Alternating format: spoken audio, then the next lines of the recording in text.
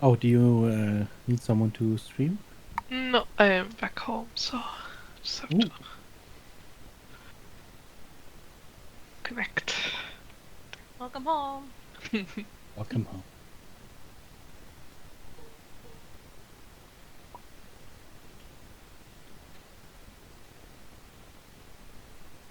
Yay.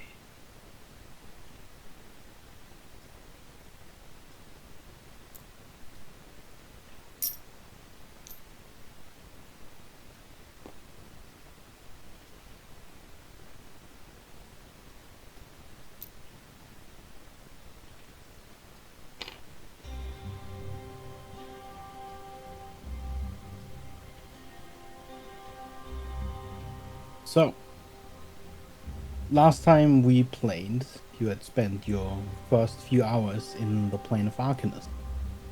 You had awoken in your mansion and discussed your plans with Vidar, who in the evening would try to appeal for Cynthia's release with Bakala, while you would follow Orvaith to whatever he had wanted to show you in secret.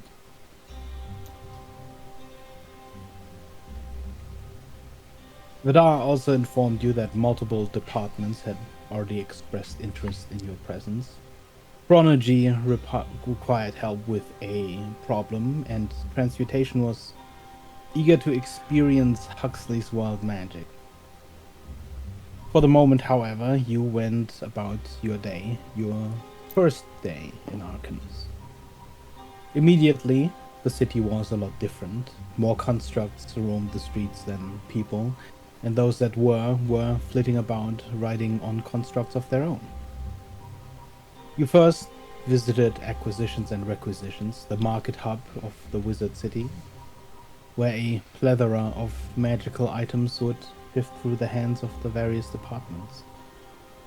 After you spend some time browsing the items offered, purchasing some and selling some stock you've had since your travel underground, you were set to leave. And as you did, you ran into a few mages that had been looking for you, asking your help with an issue seemingly caused by your arrival and the activation of the portal. You agreed to tend to the problem Chronology needed your help with, a strange temporal anomaly in the agricultural section of the herbarium. Of course, with the promise of reward in return. As Delay approached the anomaly, it bloated in a way, casting streaks of temporal fields across the entire garden.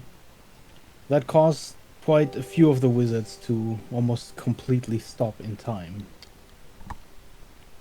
A circular hole, a portal, formed right at the center of the anomaly. In the shadows of the other side, you couldn't see much except for a few silhouettes of people staring at the opened hole, until a creature emerged, a bird-like being of feathers, claws, and eyes, muttering and whispering. Almost immediately, a fight ensued as the truly strange creature seemed to shift, flow, and stutter through time with extreme uncertainty. Swiftly, you ended the creature and the fight, and right now, your minds are still wounded, with the understanding of something that maybe shouldn't be understood. This is where we begin today's session. Where dust and leaves had frozen mid-air, where all color had drained, where streaks of the anomaly had shot across the buildings and trees in this sort of cracking of glass. Everything suddenly resumes. Some of the wizards are mid-recoil, stepping back, or finishing a gasp that was halted in time. To your right, you hear the words of an incantation finish, somatic components complete, as a spell is cast. The Demimage instantly teleports closer to the remains of the creature. The time stop he had cast at the very start of the fight only now ending as the fight is long over.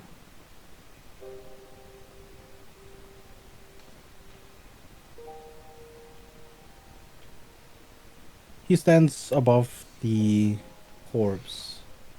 No longer is he hovering, but sort of leaning over the avian creature.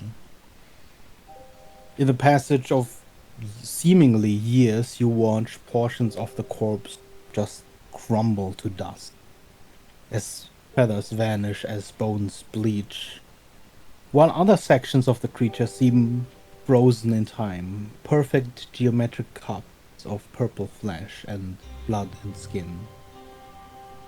A few sections look like they are healing, only to then shrink further and further, losing feathers for pink newborn skin before entirely disappearing.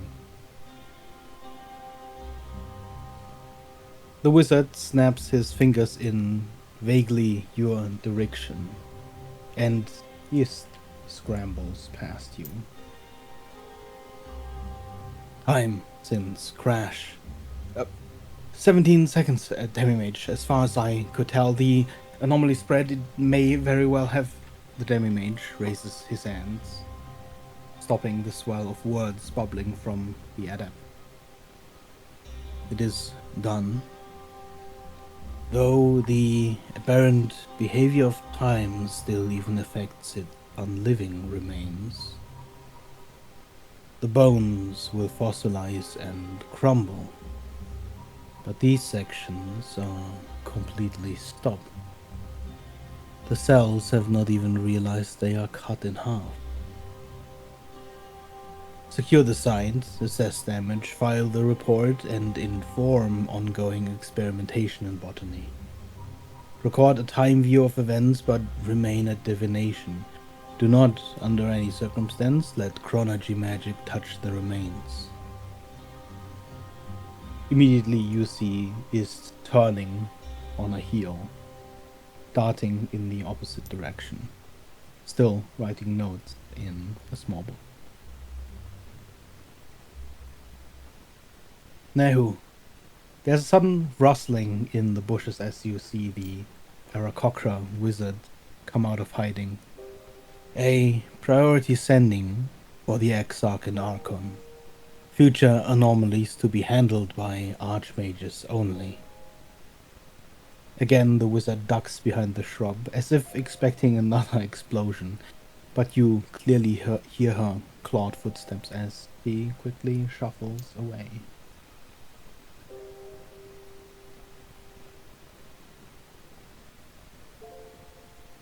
Even as he rights himself and turns towards the rest of you, his eyes linger on the chunks of the remaining corpse. They would look almost akin to rocks of obsidian glass at this point, if you could not clearly make out these cross sections of black veins and twisted organs. And then his eyes finally follow his turn, quickly darting over and across each of you. Physically, your times are already stabilizing. Prematurely aged cells are returning to previous states. It appears as if not a shift in ongoing planar time occurred, but rather a shift into a different time system altogether. Do you require recuperation? Yeah.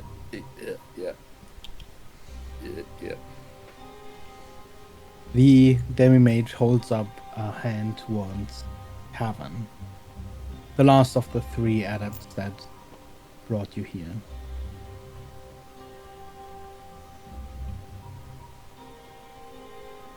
He nods and bows before leaving at a much more leisurely pace than the other two.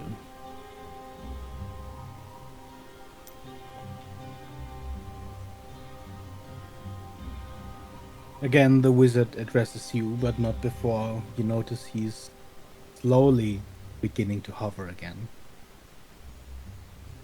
I thank you for your assistance, though many more questions now remain. The anomaly is taken care of. You have my thanks. And of course, recompense. A grant of 20,000 is allotted to you through requisitions. The transport you've requested will be arranged for at the time of your departure. I apologize for the inability to control the situation as it escalated. Future procedures will include higher levels of safety precaution against sudden expansions of anomalies. Not a problem. I mean, we had situation well in hand. Sorry about the bushes and the tree. I hardly think there's anything to apologize for. Yeah, you're right. I mean, I just like the trees. They look nice. Demimage. Do you think it would be safe to take one of the creatures' bones or body parts? Considering that we assisted in the removal of it, of course, as part of the recompense for us, as your previous dealings had been specifically with Soleil. That makes sense. If you are asking whether or not it is safe, there are too many unanswered questions for me to give you definite answers. I am unaware of your talents or skill set in the manner of chronomancy.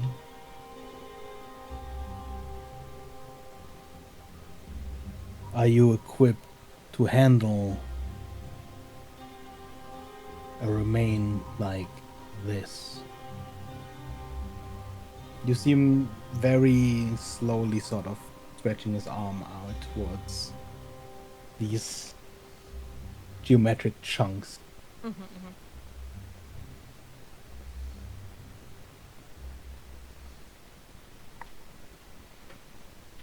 Soleil leans down to Evelyn.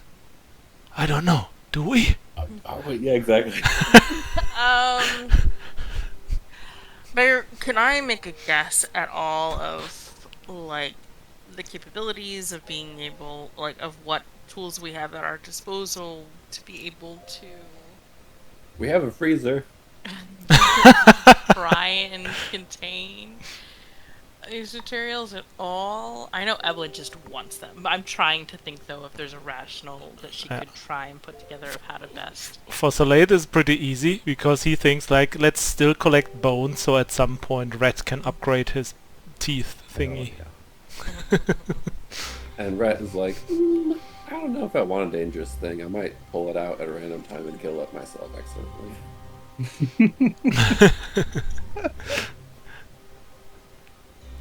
Evelyn just wants something to experiment with. But Give me an Arcana check.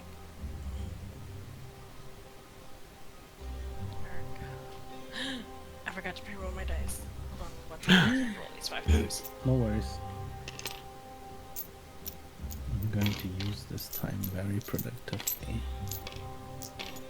By pre-rolling yourself. Ooh, I got a natural. I never pre-roll.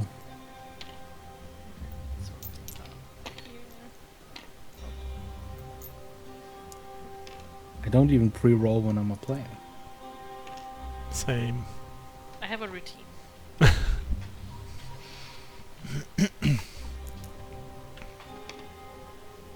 Okay, that's a 24.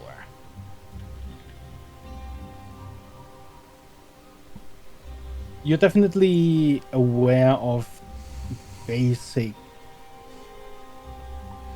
containment procedures when it comes to something where you are unaware of its how volatile its nature could be.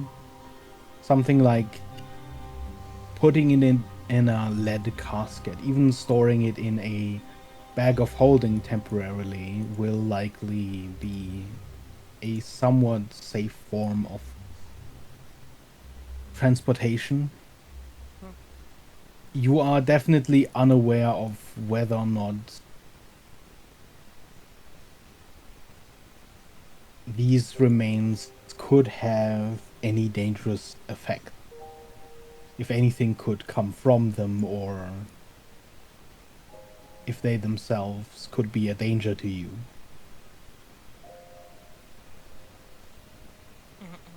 So mostly you'd be working on somewhat blind faith that these regular procedures would work, given at least that hopefully there is no actual active danger coming from this.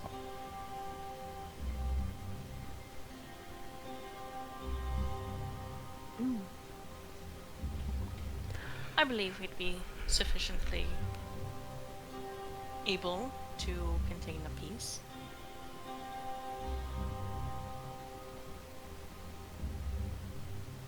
As long as there's no objection to us taking one.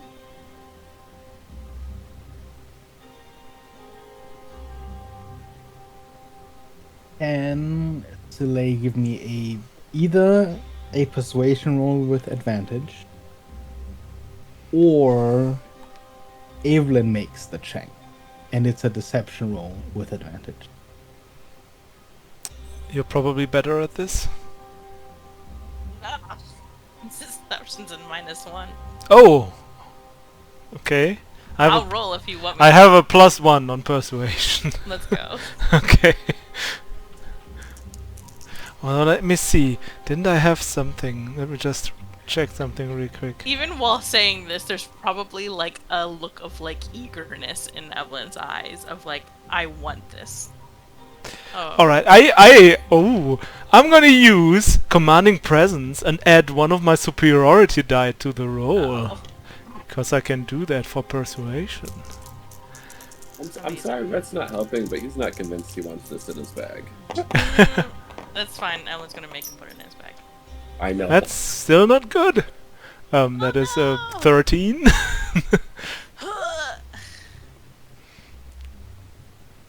Horrible. Horrible. Or is it? It's 13, yeah. Yep. I would be remiss to endanger you any further. I think this is best left to chronology to clean up.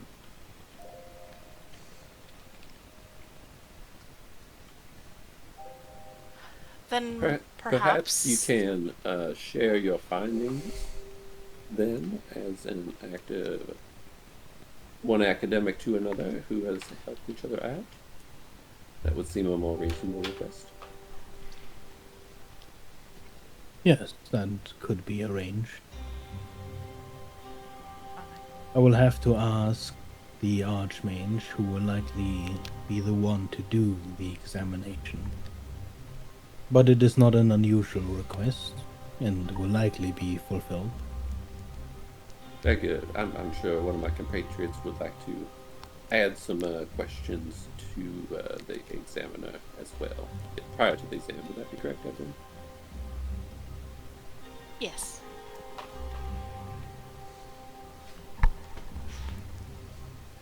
We'll make sure the Archmage gets those questions when he needs them. Right? You may find him in time at the Hall of Chronology. Examination will likely be done by tomorrow. Perfect.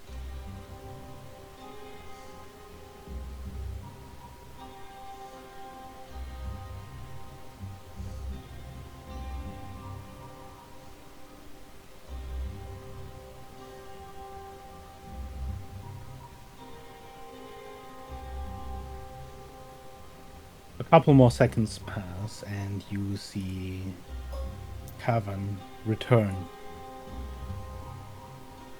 As he approaches, you see him holding 4 thin rods of glass, no longer than his hand is wide. As he stops before you, he opens his palm, holding out one towards each of you.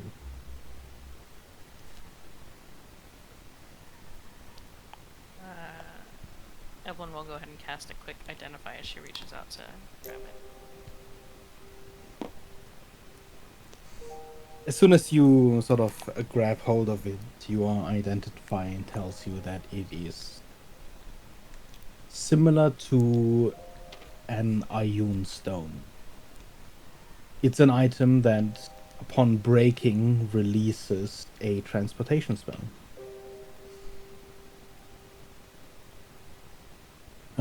Breaking these will take you directly to healing and restorations.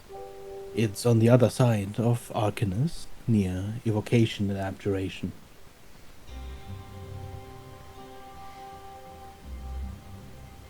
Fancy. Appreciate it.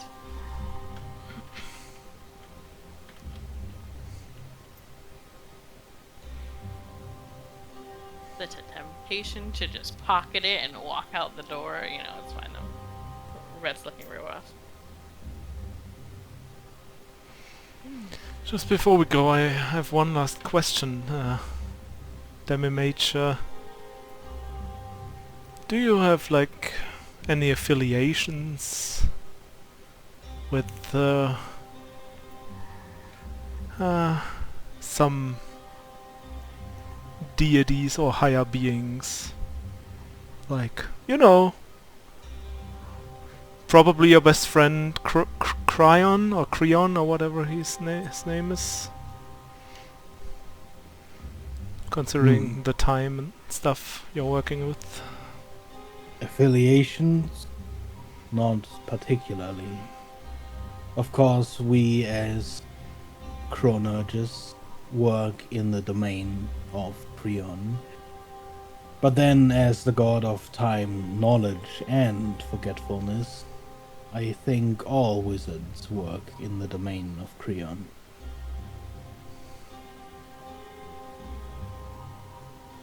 Is there anything particular you had wanted to ask? No, just I was just wondering, like, if you ever were able to meet this deity in any kind of way, what you would, like, how you would approach them. I cannot say that I have ever personally met a god.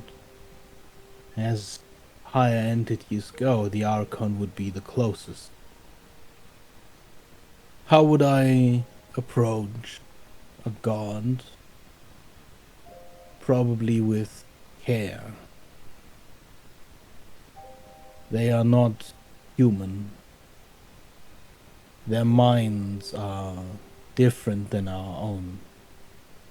It would be difficult to fathom how a god would react to anything, or what their intentions may be.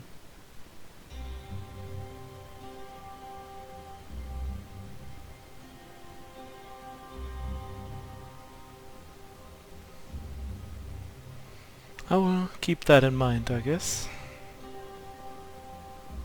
Is there any particular reason as to your interest about a god? Well, we're interested in many of the planes and whatnot. Yeah. The blight. We just wondered if one of our thoughts was, you know, time being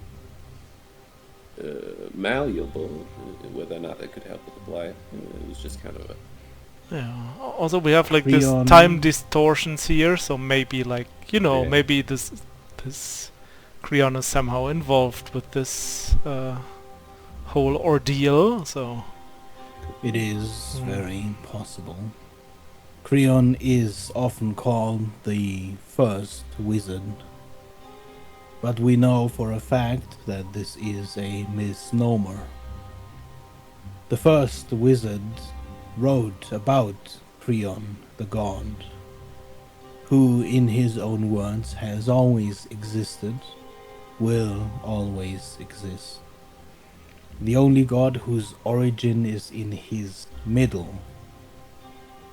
It's an odd translation of Old Common, but as was verified throughout the years, through means of comprehending old languages, it is a correct translation in meaning. The words don't translate in meaning quite as right anymore as the original text. Its phrasing suggests that Creon's origin is neither at the beginning of time nor at the end of time, but somewhere in the middle. His middle, as in the middle from his start to finish. Though, of course, this is where words contradict themselves. As previously stated, apparently to Creon there was neither a start nor finish. That would only be possible if the god Creon does not experience time the same we do. In chronology, we like to call time a circle. In that model, anywhere you start could be the middle, the start, or the end. So, not exactly helpful. The best chronomancers I know theorize something different. Quite curiously, that Creon the god was simply everywhere at any time, if he wanted to be. But to the entity, this experience would be simultaneous somehow. This ended up being the kind of research that eventually consumed one of our greatest minds, Reginald Quatermain. About halfway through that, Rhett held one of his ears and was working his jaw and walked away to look at the flowers. Yeah, Soleil looks like he only Getting a understood. headache. Yeah, Soleil looks like he only understood that last sentence with Reginald. And then, specifically regarding his research, was he working? Reginald, was he working with chronology? Partially, he began research into creatures whose existence was difficult to understand, like a paradox. One such creature is a zeitgeist, of which Arcanus has one, the very same that Reginald studied in his day. It was carried from its confinement in the Archaeon to Arcanus. We have it currently at hold in chronology. The zeitgeist exists in two different states of time. The actuality, of course, is different, but the concept is the same. Something existing in two different states. Or perhaps more. It is just easier for our mind's understanding of time to reduce it to the phrasing that two timelines run simultaneously. Reginald theorized that the zeitgeist exists in both states at the same time, but can be forced to be definitively one or the other, or both under certain conditions. The last I was in the loop with his research, he was trying to find these conditions. What does strike me as odd, however, is that Reginald never considered his research to be about Creon. He never so much as tried to speak to the god or consult any texts on him. I do not think he ever even mentions Creon in any of his research papers. Not even to debate that Creon isn't one of those entities he was researching.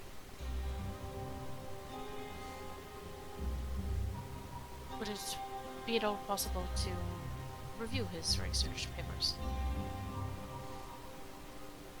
Well, whatever he was working on, likely in progress, would be in his personal notes, which he likely took with him when he left. The works he did finish, he did submit for peer review, would be available in the library.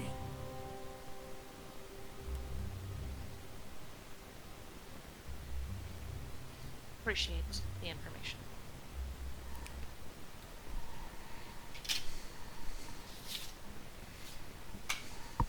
Beggar, do I know anything about the Zeitgeist?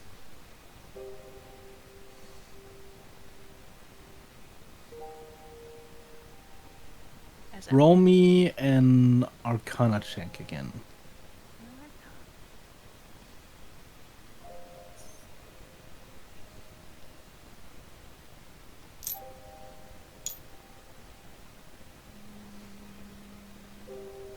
That's a 25.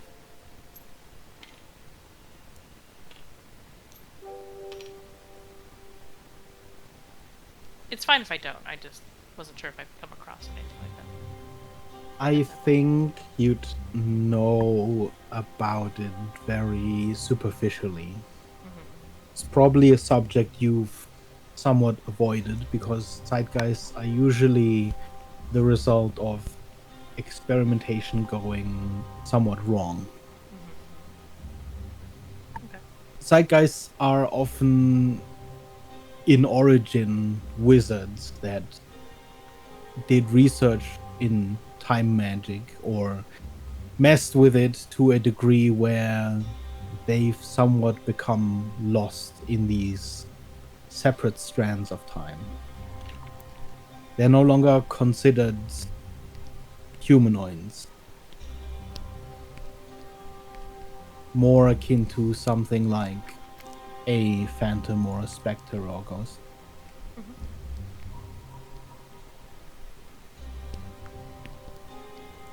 Thank you.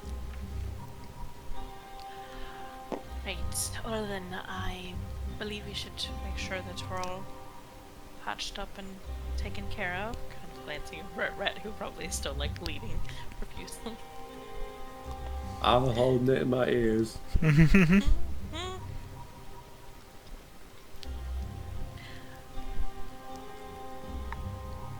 Are you all ready then?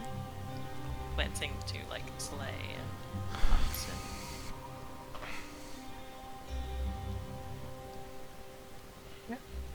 Yeah. Not.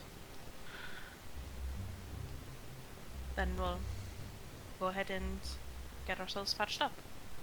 She'll go ahead and break the tube. Okay. Likewise.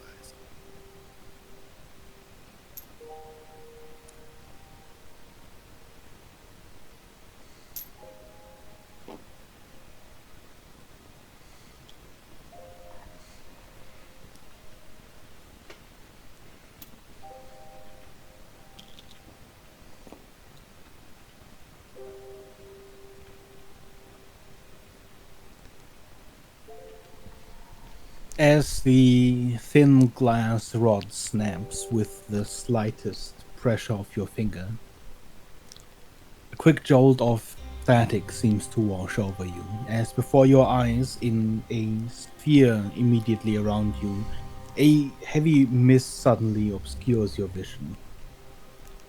But as quickly as this mist surrounded you, it begins to fade, carried away by a wind that you cannot feel or see. As your vision of your surroundings returns, you appear to be in a hall surrounded by flowing water.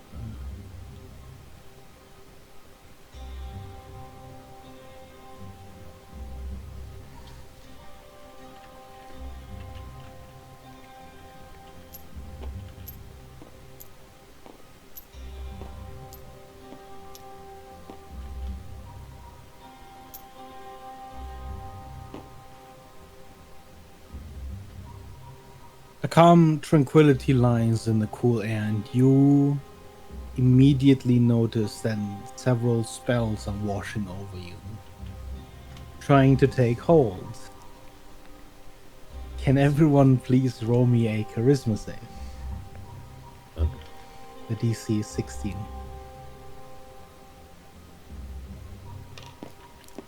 Is that something that feels like it's like intrusive or bad for us? Or It's hard to tell. That's a fail. It's a little bit intrusive. That's a success. I got a nat 1. fail also? But it's not necessarily something that feels harmful. Okay, so not something I feel about like using Indomitable for. Okay. Everyone who did fail, you are under the effect of calm emotions. I see. You are also under the effect of aura of life and aura of vitality. There are several wizards around in this hall, and right in front of you stands a woman, making eye contact with you immediately and hurrying over towards you. Was she at the, when we first came in? She was.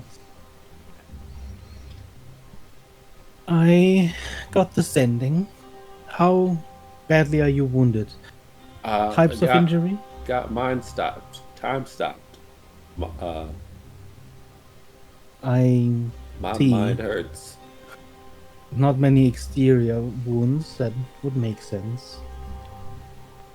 Slowly, you feel every few seconds through the aura of vitality you are healed. The whole process takes several minutes, but very quickly you are all back at full health.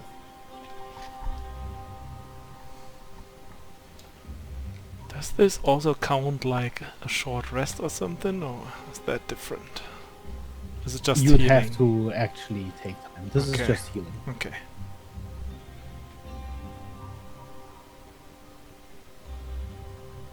As she slowly heals one of you after the other, she stops when she gets to Huxley.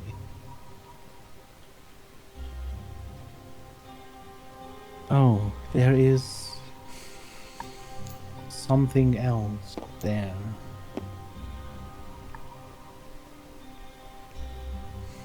Were Something you I at... think they preferred to have, possibly. Oh, well, I simply noticed there was a curse. No, that's just Huxley. It's Does alright. not seem particularly attached to... What, type of curse? Well, I've seen them once or twice before we had left. Mostly common in attacks after a blight.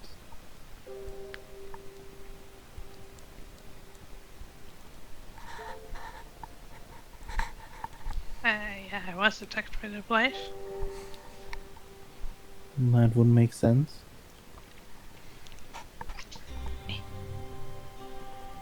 Would you mind if we try to identify what curse lays upon you? Kind of looks at Evelyn. I'm trying to recall when there was the last fight with. I don't think you saw it. I think I did probably. And I think I was aware of it. I think somebody told me. Mm. I think I tried to identify. I couldn't come up with anything, and I don't have anything that can remove a curse. Is that correct, Vega? If I'm trying to remember it correctly. Yes. Okay.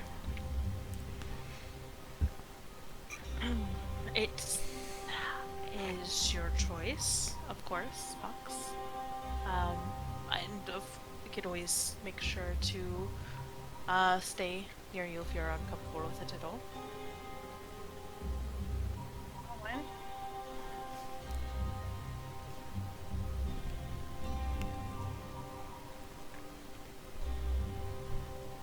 I guess we'll nod to the wizard lady. The ones that gonna at least try and cast a glance at Rhett and Soleil to kind of be like, please stay alert, like race, like a that look of like watch. I'm gonna Right. get out my magnifying glass. Hands casually close to my weapons.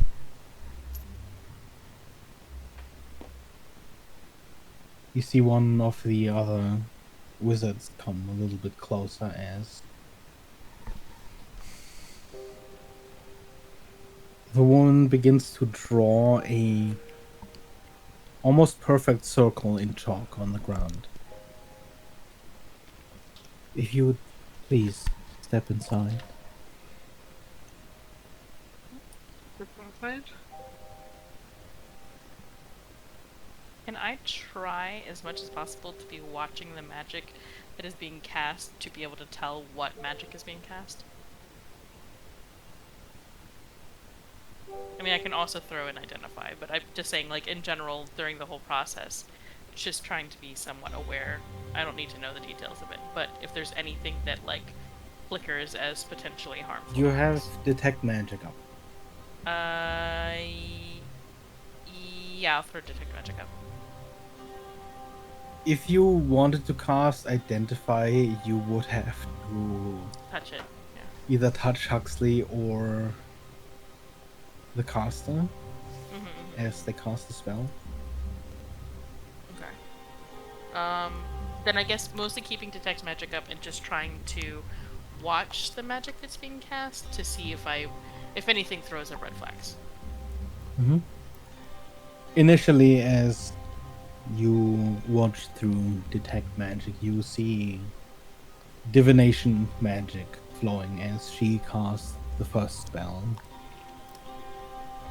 From the flow of magic, definitely a somewhat low level spell. You can tell that she herself appears to be currently identifying.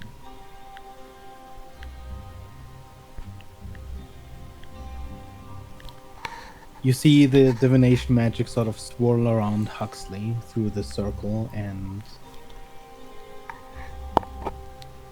then she recoils her hand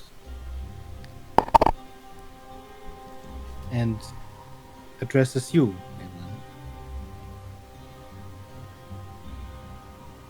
It is not a curse I've encountered before, but it is a returning curse. Have you killed any creatures since you've been affected by this? Yes. We were involved with a incident with the chronomancy. I swear this word. I hate it so much. Chronology. Chronology. It was Chronology, WH. and we destroyed several golems and like a fly golem thing. I don't know if those are Fighting. creatures. It is very likely that Oh, and once it's you all black. have destroyed a number of creatures, that they return. They're back? If I were to lift this curse right now, any creatures you've killed since being affected by the curse will appear in front of us. Wait a minute. Does Wait, Huxley have to have Huxley killed them, specifically? Yeah. like the final blow, or just have to have fought them? I am fairly certain that it would have to have died directly by your hands. Just an Oblex and maybe a Gull. Using my keen mind, can I try and pick out at least which would most likely have been killed, like, by Hux?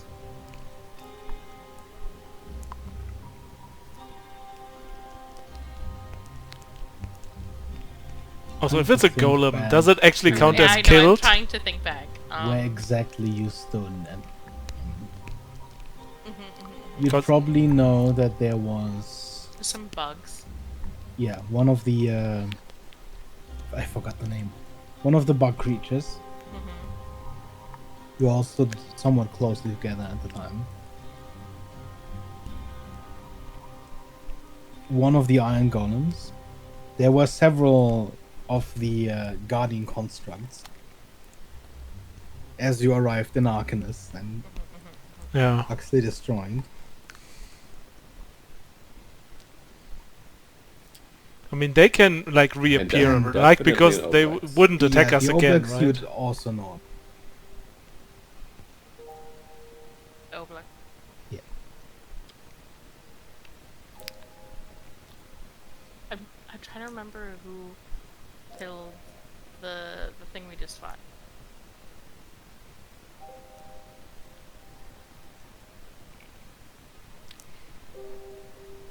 Was it you, Slay? I Was it Slay that did it? don't remember. That's what I want to say. It might have been. Could have been Hux too. We should remember this. We just came like up with it. In character, we should definitely know this. In character, we would probably know this, yeah. I can't remember. I bet I could figure it out. I'm definitely not Is that currently jump over to looking it up YouTube? because I also totally didn't. Also, Forget just to look make that sure, like, one the up iron specifically. golems were made by these guys, right? And also the fucking constructs that protected this place also were made by them. So if they reappeared, they could probably just say, sit, and then they would do nothing, right? But I feel like Hux has killed a lot of creatures since he joined the party. Well, this would if it depends on if this is No. since you've joined the party, or I think this is specifically when we were on the plane and the blight Yep. broke in. Yeah, Since yeah. receiving the curse. Right. Oh, he only received a curse. Yeah, this is not the curse that you are. This is the curse that you got, basically, later on. Sorry, I called you a curse. You're a cute Wait, little what baby. does the curse even do? I don't feel like more cursed than usually. That means we get to find more stuff, probably. If I killed it before, I can kill it again. I believe that. I mean, with preparation and like billions of frickin' magic people around, it shouldn't be too bad, right? They just have to know and be prepared. Yeah. Stand in a circle around that and then be like, oh, 5 creatures appeared, and then they Yeah, okay, yeah, hold on. Do we know exactly where these creatures would appear, you think?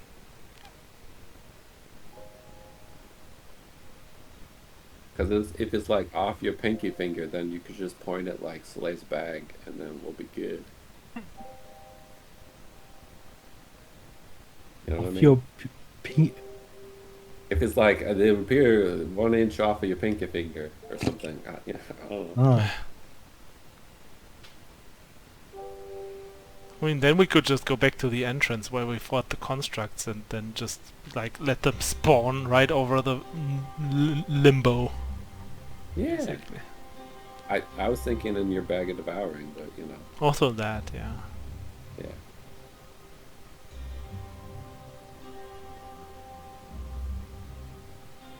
Yeah, if we can like make sure where they spawn, we can like use the bag of devouring finally for a good Great. cause.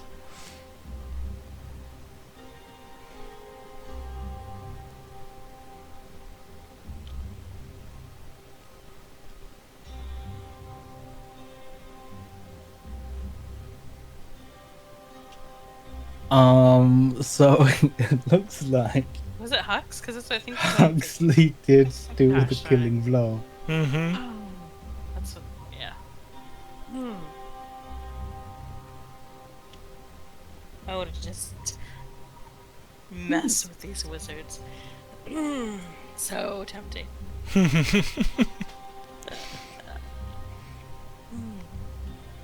So, like,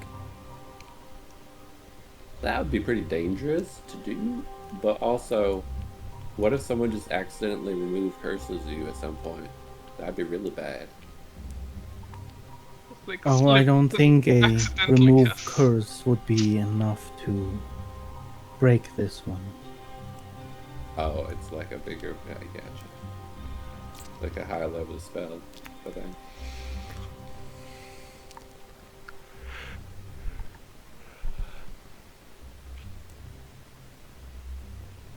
The curse, what are the potential triggering events of what would cause those creatures, or is it just that the removal of it? It would appear that there is a limit to how much this curse can hold. Oh. Once that limit is reached, I would assume the curse collapses and the creatures wouldn't appear. Then ideally it would be wonderful to remove the curse, though possibly hold off on that at the moment, as we would have to have a conversation with the demi-mage of Ponergy, as well, considering what would likely come back. Yeah. I see. Well, at the moment it does not appear to be harming you. I would just recommend not killing anything else.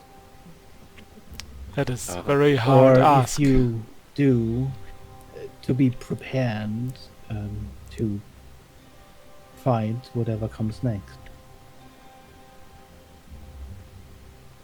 Yeah. So about that, what do you think there's a safe-ish place to remove that curse? Give Well, a we list can of X, Y, and likely Z. prepare one. Okay. Transmutation has several chambers that can be adjusted for needs. Or if they wanted to talk to Huxley anyway, that's perfect. If you are informing them about this problem, then I would also inform the Archmage during this time. I mean, do you need to? They are very busy. Well, it would always be better or safer if the Archmages are involved, if, as you say, there is a danger with these creatures coming Right, I back. believe that was the demi-mage of Prodigy, I believe, wanted to ensure that dealing with the creature that was just destroyed, it would involve any archmages in the future. Handling Oh, it specifically. chronology specifically. Sure, yeah. Well, right. I wasn't sure which Archmage you meant. Yeah. I'm not quite sure I understand, but Which Archmages From- did you want to inform? well, the am I Archmage recalling of that correctly? Abjuration. Yeah, Oh, yeah, yeah, yeah. Abjuration. Okay, alright. I suppose that's fair enough, yeah.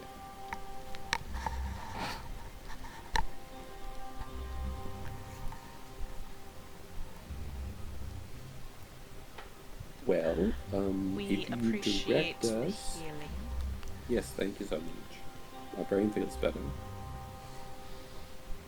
If you direct us to your teleportation hall, we will head right over and get that sorted out. Well, there are several teleportation circles along the hall. Which one are you looking for? I think we gotta talk to chronology and transmutation. No particular order. Sounds like, yes. Well, transmutation is the second down the hall.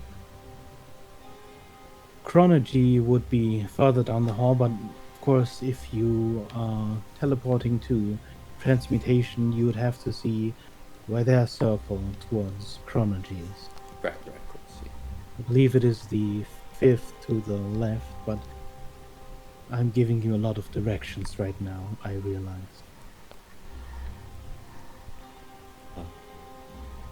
And you will inform the Archmage of Abjuration. Yes. Splendid.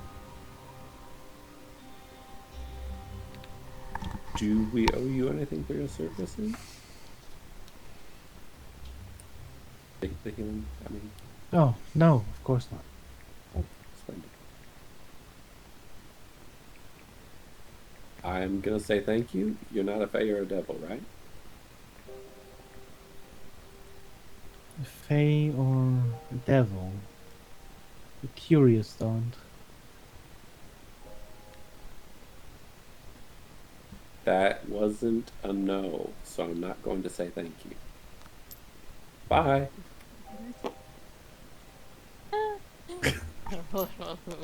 Alright.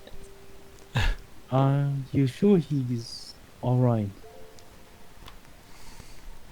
It did look like his mind took quite a beating.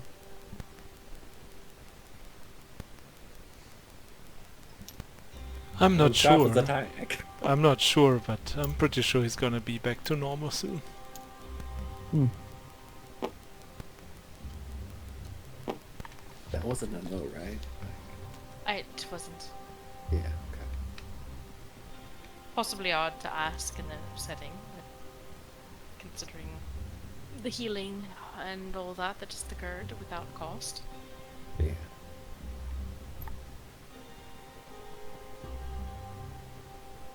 I don't know, wizards, man. We can head to transmutation if you like, but I'm concerned about dealing with this today, as while we might be physically patched up, maybe seeing where people are as far as everything else goes.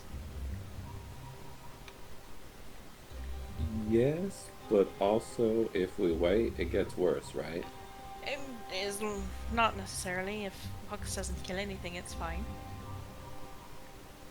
So we sat on it for a Looks day. at Huxley. How menacing is Huxley looking with that pickaxe right now? Not that menacingly. I mean, as long as no other shadow monsters appear.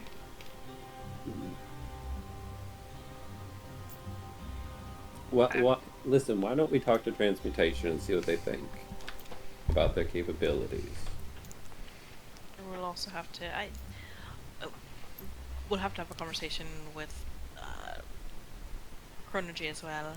Yeah. Just as they'll probably be the most prepared to deal with it, and will also be opinionated, I'm sure. Yeah. As most wizards are. Yeah. But hey, they gave us 20,000, which was more than we asked for, which is pretty decent. Yeah.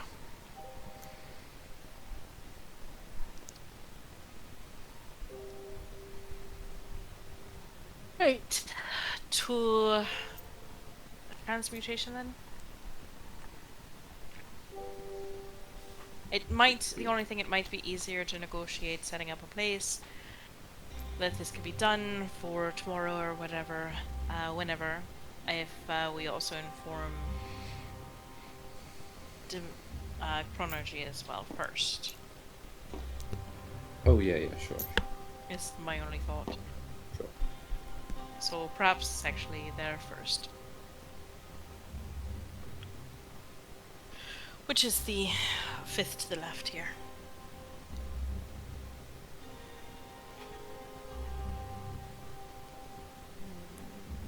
Evelyn will begin to head that way. Okay. You wander down the hall, past many of the alcoves. Again, you cross by agriculture, herbology, botany, until you arrive at chronology.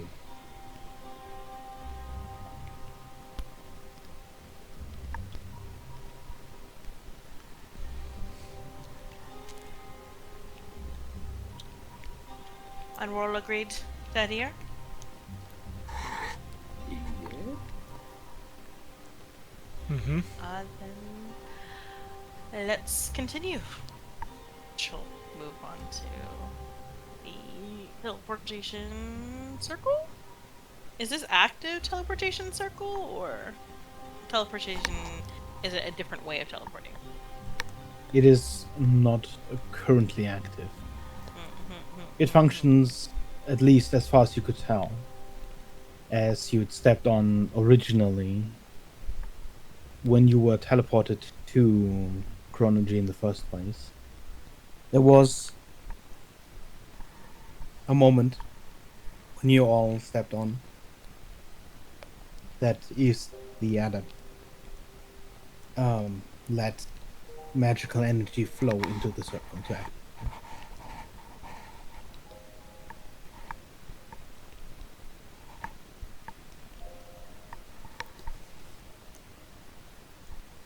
So we all step on and just stand there?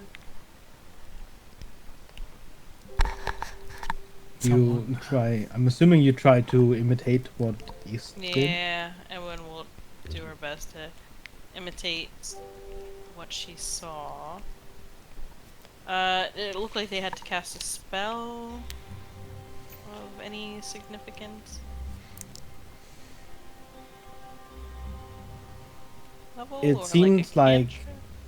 Or just it was just enough to sort of cause the activation. There was no Yeah. significant amount of magic that had to flow into it. Then Evelyn will try and recreate what she saw, using just a cantrip to power it. My throat is suddenly so dry. What Oh no! You should drink. I am.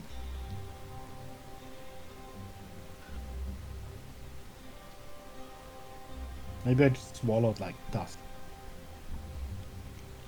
Or a bug. No, I don't think. I think I would have noticed a bug. Okay.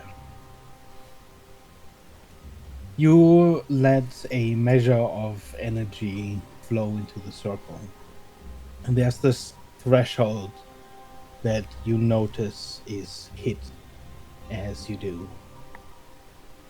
And almost immediately the circle begins to light up, and instantaneously you are teleported.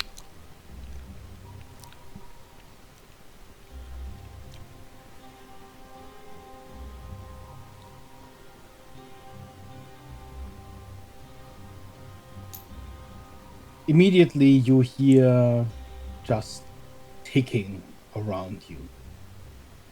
In fact, as you take in your new surroundings, as you see these massive working clocks and clockworks, there's this moment when there's a loud click, and with a lurch you almost fall over as the platform you're standing on moves by an increment. At the moment, you see no wizards around you.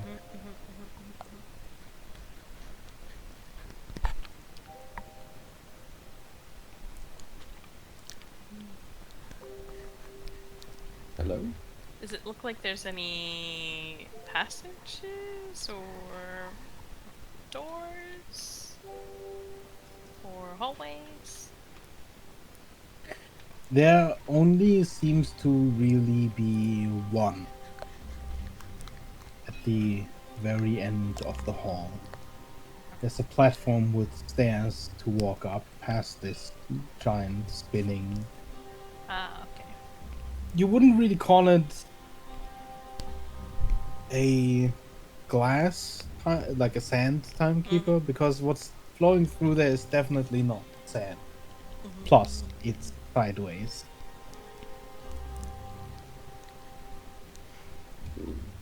Right, well then let's make our way across until we come across someone. Sure. Soleil looks around and says to the others, I feel like this whole thing here is more show than actual reason behind it, right? Why would they form it like a fucking sand hourglass? Like, this is all for show, right? Oh, yeah, that's a good point. Hey, did you notice those two clocks are completely out of sync? Looks wrong Maybe for a the wizard to big- appear. Ghosty wizard is really bad at telling the time. Oh, he must be, yeah, really bad at telling time, yeah. Keeps looking around You say expecting to be that, but corrected. as you are looking around, most of these clocks do seem out of sync with each other. Oh, dang it. Some are definitely running faster than they should be, and some are barely moving at all. Is this like glass or nothing? Does that look like something that could be walked across? It does appear solid and translucent. It is likely glass-like. It might I was be gonna- crystal, you're not entirely sure. I was gonna keep detect magic up just for the sake of it as she. There figures out. are Yeah, I know it's gonna be. very strong flows of magic going through here. It almost seems like this is definitely an out of D&D reference. It almost seems like a well-managed server of cables. There are these straight lines, one after another, all connected to different clocks leading somewhere else. But it doesn't seem chaotic in nature. So I would just swiftly walk through here. Doesn't want to waste time. Time. You see someone appear in the blink of an eye, similar to how you assume you appeared through your teleport. Soleil leans over to top of the Hux platform. and says to Hux, look at that guy, must be a wizard. Has a long white beard. Well, I did not expect anyone to be here. Can I help you? We needed to pass on a message as we were just briefly with the demi-mage. Icebrand, I believe was his name. He's a brand. Yeah. Icebrand. We were assisting in a matter where regarding a situation and just needed to relay a message that there could be an additional situation. Sorry, what matter is this about with Isabrand? Were you in? Oh, he was dealing with a Anomaly, yeah. anomaly. Yes, we believe that there's a curse that we'll have to lift that will cause a second anomaly. When we do. Yeah. We're pretty sure Right, it's gonna right. happen. Sorry, which department are you from? Visiting. We are the visitors. There was Carl. There was visitors. You're not from Arcanus? No. We came with Vidar. I wanna drop that name to see how he reacts. Vidar is here. Carl. Yeah, it's right behind you. You're horrible. What? You see him turn around. Oh boy. He's just like rubbing her temple right now, like shaking her. Oh, you just missed him.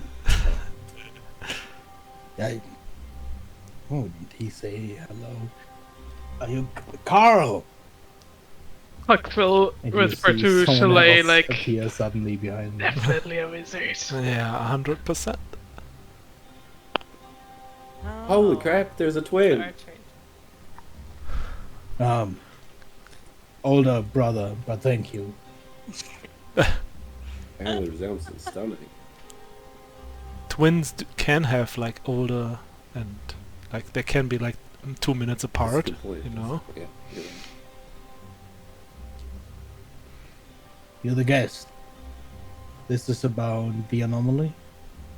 It is. So we went over to Abjuration after visiting or dealing with the anomaly for some healing, and it was noticed that one of my companions has a curse on them from the blight, which is a curse of returning.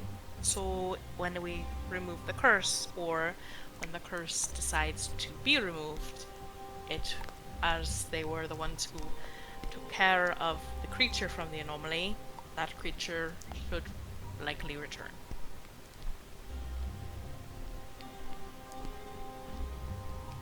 Curious.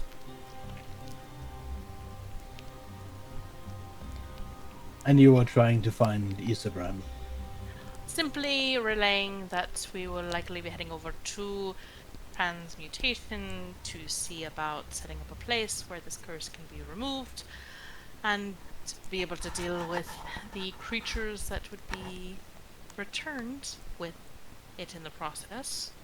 Yeah, so if you were conducting an investigation of the creature, which it sounded like you yourself might be, and the creature might just disappear and return over to us, which, you know, would disrupt your investigation.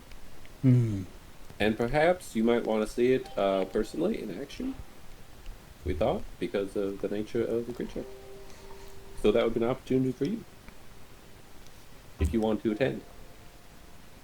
It would be most welcome.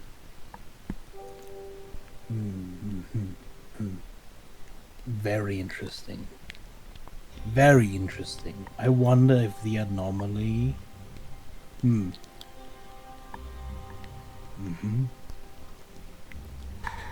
Transmutation, you said. You headed there immediately? We'll be heading there next. I don't believe we were anticipating dealing with this, as we ourselves are not yet fully recovered. But at least trying to set things in place. Oh, I don't think that would be necessary at all. No, I don't think that would be. You dealing with it, we could. Wonderful. No, this is interesting, yes. I shall inform Nareen. I will be at Transmutation. Then we will see you there.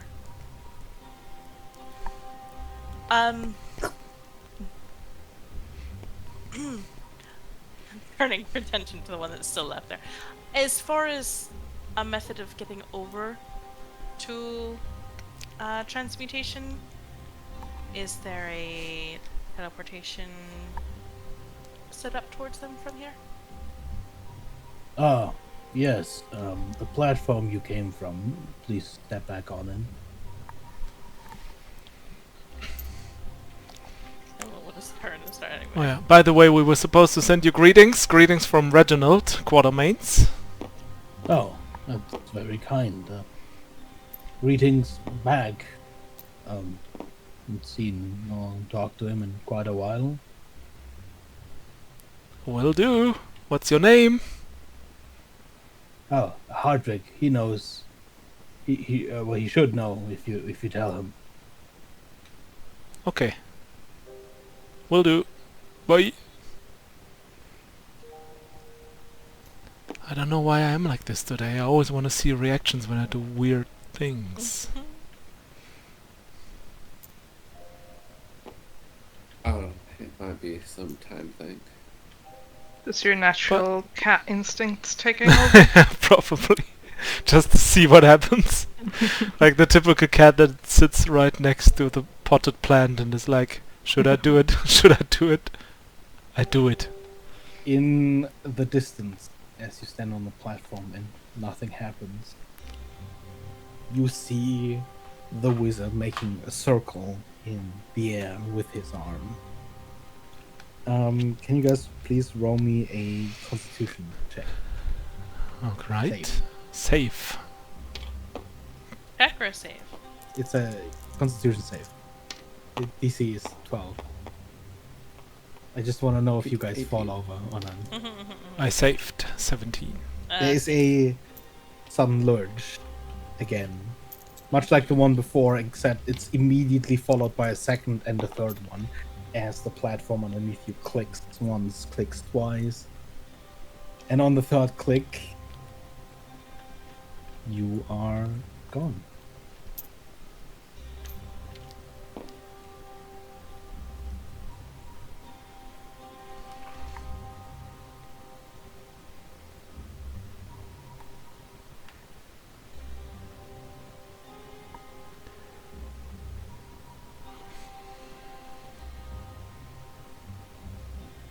In between, I would probably ask Red some easy questions to see how his mental state is right now.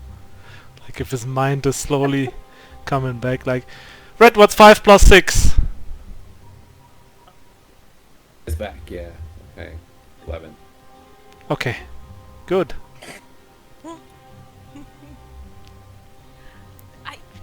I appreciate the concern for Red. I do. I should put out there that Red probably on even his worst days could have probably answered that one. Yeah, it's true. That's a good point. Yeah, but if he couldn't answer it, then we would have known that he was like way worse hurt than we thought. That's fair. Oh, is this because I've been playing rock, paper, scissors with myself? That's just these new gloves. I'm not crazy. I think the concern was from the attack. Yeah, Oh, That's, that's fair. Yeah. we were a little You seem out of it after it. I mean, yeah, I don't. I believe we It was all quite were, confusing. or some of us were. I was slow, then I was fast, then I was slow. Also, But I I still try to ignore the fact that somehow I had to do something with this whole ordeal, and I'm just like, shrug. I mean, even if I was like, what can I do? I mean, Did I do that?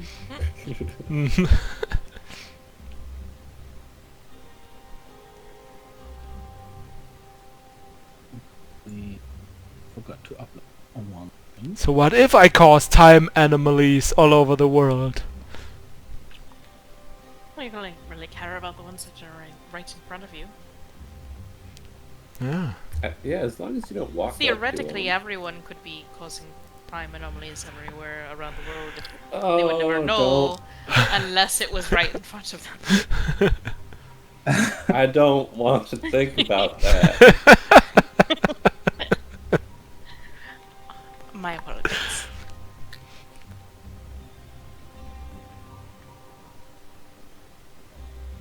Is your head hurting again? What's 7 plus 11?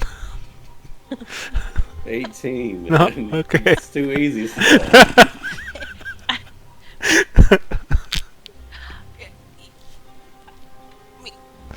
I'm just trying to figure out if you're attempting to actually discern if Red's alright or Soleil, are these questions hard for you?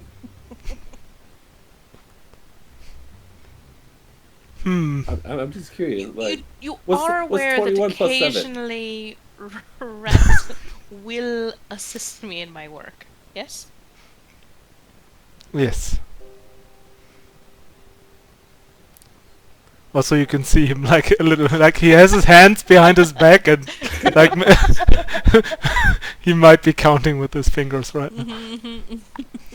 Uh-huh. 8. Yeah, okay. There should be a 20 8 there because it was 21 plus 7. But Oh, I understood 1 plus 7. Well, then, yeah, 28, of course. oh yeah, okay. I see.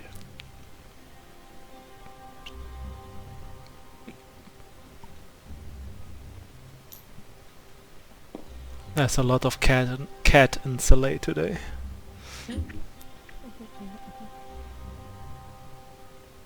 As you teleport, you find yourself in a hall that almost seems like a sphere of glass in the middle of a night sky.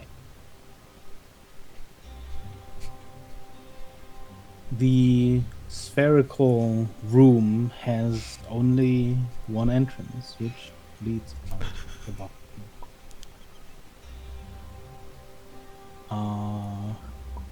Huh.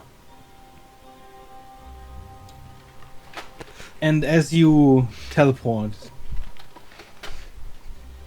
as you have that conversation, only a couple of moments later, a whole slew of people peer through that one gateway. Jeez. Okay. Oh, We wow. got all the archmages. Yeah.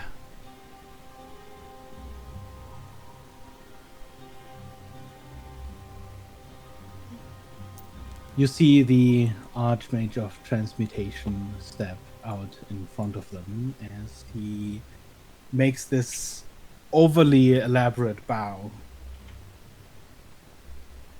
Guests, you are welcome to the halls of transmutation.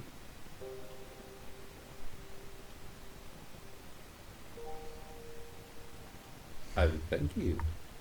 Oh shit! Wait. No, you're a cloud. I'm okay. What? Are you saying you don't see his face? I mean, yes. That is odd.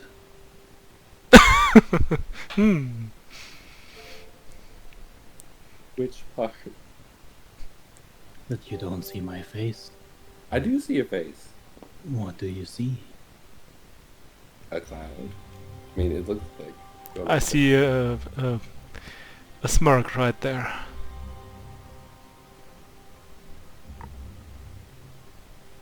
You can't see it, but you can almost hear it. Yeah. I've been informed of your little problem. I can organize a room immediately. Splendid. You would like this problem taken care of immediately, yes? That would be the ideal situation. You'll likely, along with the creature, have several other creatures brought back as well. Potentially. Yes, I've been informed of it. We have a strategy. Fair enough. Good.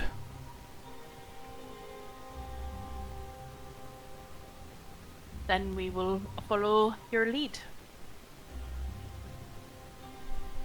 He takes another elaborate bow and The strategy does involve all of us remaining in one piece and safe. Yes. yes, of course. All of us will be safe. Right. And the whole slew of wizards walks out through this long hallway. It almost appears as if the hallway stretches forever, and you see, despite having dark vision, despite the very hallway being illuminated, there's this sort of darkness only a few feet in front of you as you walk down this hallway. And as you pass through this hallway, out of the darkness, every now and then there is just a door to the left, to the right. Seems to just appear out of nowhere. Until you arrive at one particularly large room that the wizards through. Can I talk to one of the mages while we walk there? Sure. I'd like Probably to, takes a minute or so to walk down the Okay. hall. I would like to try to approach this lady with the wings. Excuse me. May I have a question, please? Yes, of course. Those wings of yours, are those like natural or magically like created, transmuted, whatever? Ah, no, I am not an ASMR. These are created. Ah, I see. We know like one of those, like, I think Kara was an SMR or something like that, right? We personally know Yeah. one of those SMR, so I was just wondering, like, Hmm. if you also Curious. like knew more about the Garden of Souls and whatnot. So, but yeah, I'm sorry for like. a celestial. Oh yeah, I mean two actually. I Genuine? mean one more than others. We've parted ways though. Yeah. Oh, Sadly. that is It was unfortunate. a bit of time ago. There is an interest in zoology and transmutation. Surely you've seen. Zoology? Mhm. Well, that includes humanoids such as ourselves. Includes all living creatures, really. I think that's called We have biology. a gallery, in fact. But more of that later. I see we've arrived. Yeah, that was all. I just wanted to check if these guys may be somehow connected to the garden. Through the door. You enter a square room of just massive metal wall.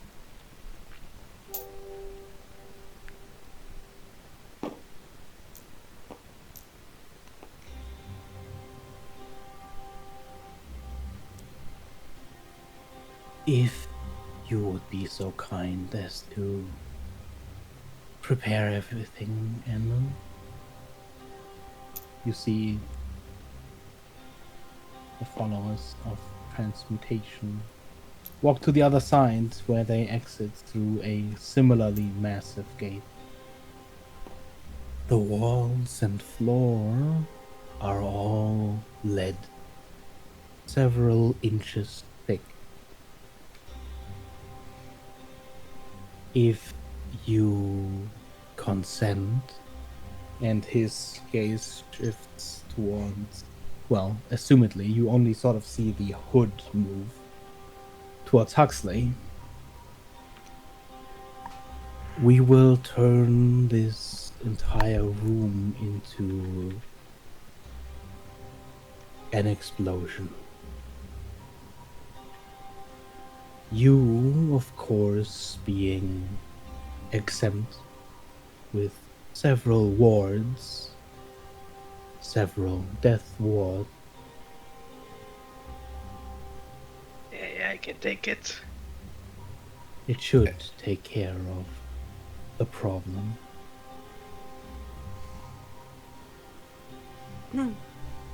Sounds good.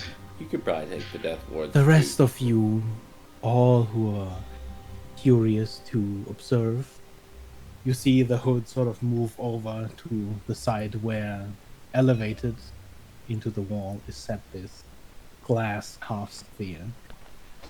There is an observation that we may watch from.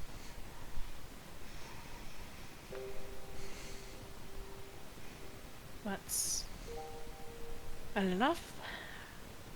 Evelyn will look to.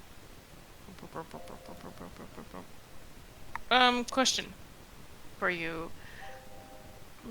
It would theoretically would everyone believe that dimension door should work for like here to the observation room? It would, if there isn't any interfering magic.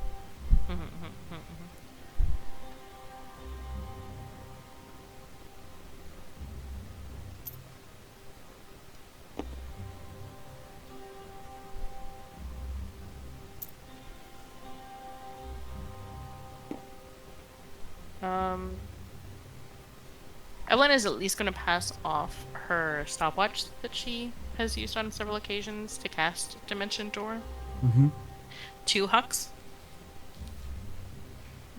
Just as a backup if you think you need it. Hold on to that.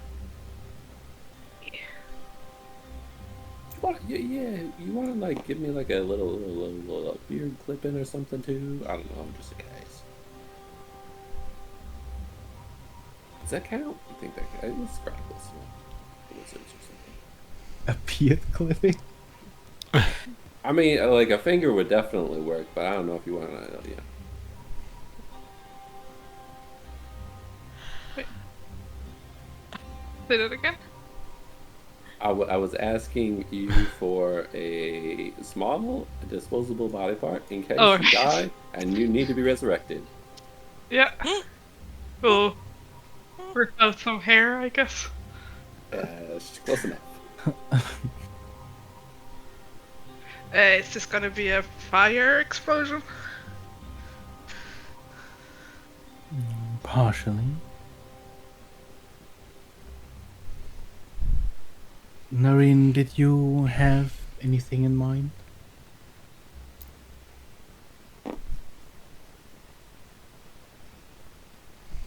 There are several approaches to this. One, I think, is more volatile than the others.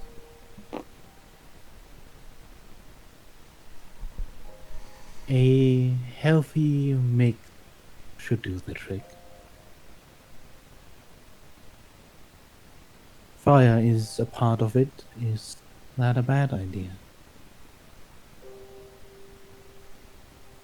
Yeah, I can make myself resistance against fire. If you would like to do that, feel free to. Yeah, well, The rest of you should probably leave. The observation deck is through the door on the other side. Yeah, Evelyn will go across and go zoom around eventually.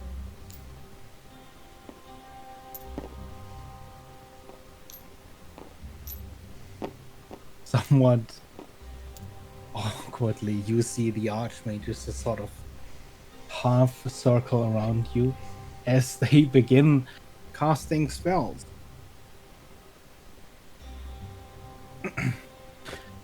The Archmage of Abjuration is the first as they cast Death Ward on you.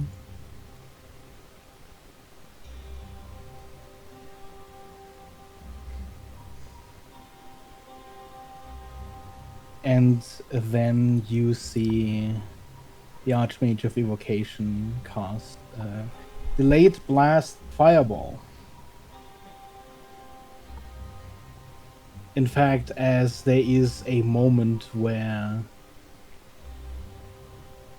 she almost seems to jump through time, like you've experienced before, as one of the Chronology Archmage casts Time Stop.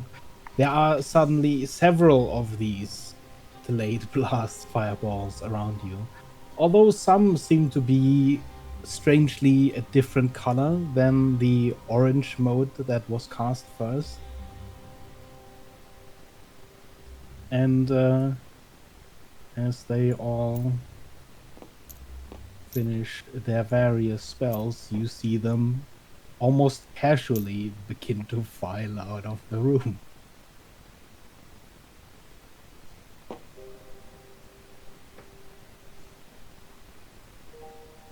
Oh, There's cast this fire moment shield on us. when there's this creak as this massive lead gate closes, and you see it spin shut.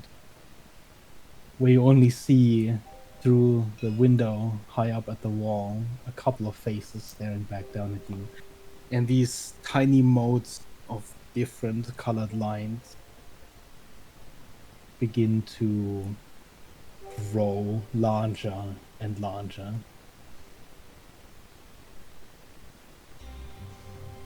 Somebody I guess I also rage. Like if I see or if I feel like it's. And the Archmage of Abjuration cast Remove Curse at 8th level. There is this almost wall of, it seems almost like trash, of junk that suddenly bursts out of this circle around you. You see these constructs just piled on top of each other. And amidst the mess, you are fairly certain you see feathers and wings for just a moment before there's just a flash of light. The rest of you outside from the observation platform see much of the same.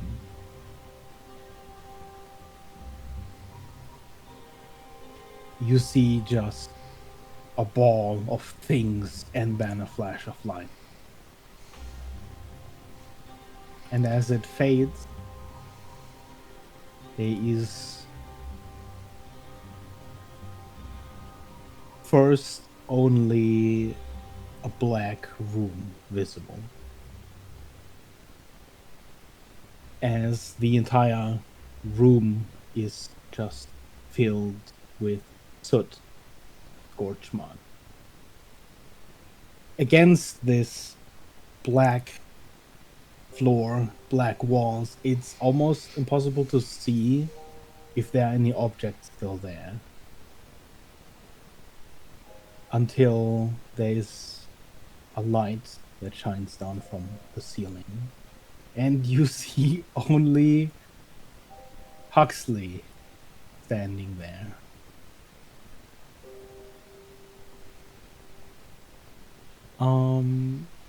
I guess I should roll it just for curiosity's sake. Roll what? Amount of damage. What?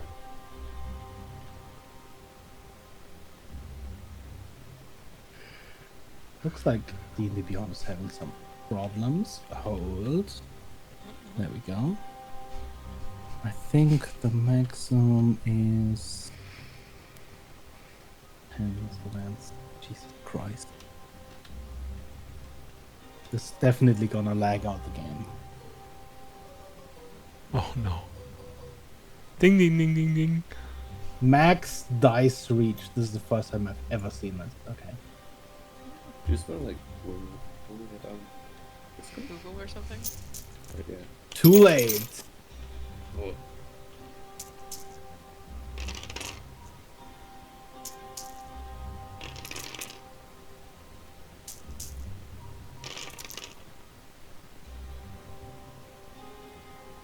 Okay, so you have resistance against fire, so that is half. Bludgeoning.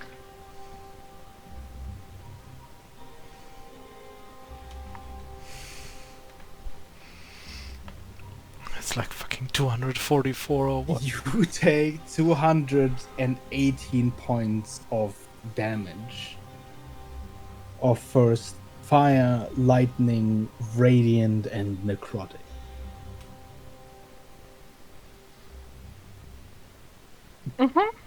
How much health do you have left? No. Then Death Ward triggers and you stand there Adds exactly 0 hit points. 1 hit point. Hurt but alive.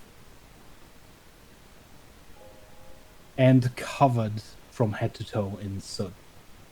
As you look around you in this now much darker room, you see nothing really remain.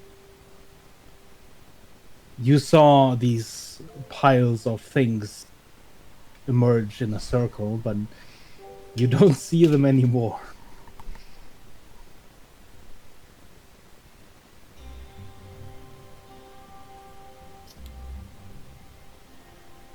After a few seconds, you hear the creak of the gate as the archmages begin to file back into the room. And one would follow relatively quickly. Yes, curious. It looks like the walls are held. You see all of the archmages muttering amongst each other, Yeah, I looking was gonna- around and Ignore the especially looking at the floor. Except the Archmage of Evocation, who is going to cast Heal Okay, good. on Huxley.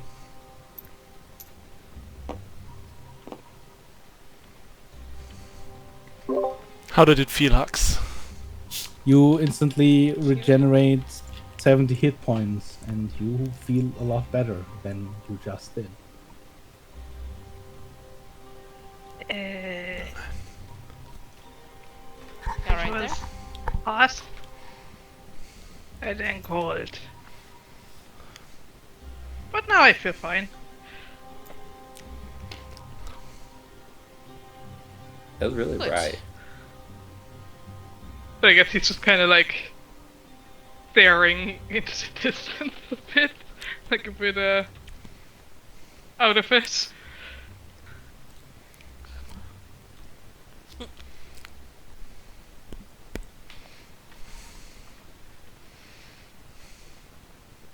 Right, well, I think we can at least rest assured that that's done with. You still feel like you and everything? Say that again? Do you still feel like you and everything? Yeah.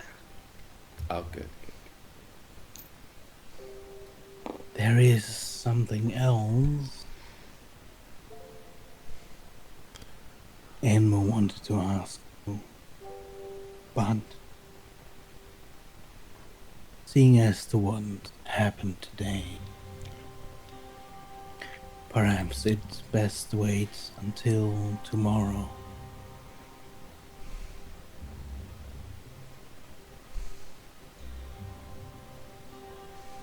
I think that's fair.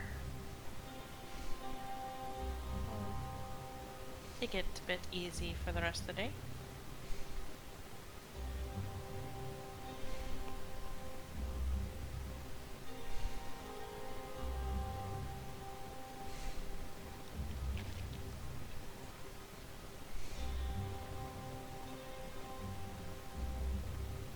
Thank you for your assistance in removing the map. Thank you, it was interesting.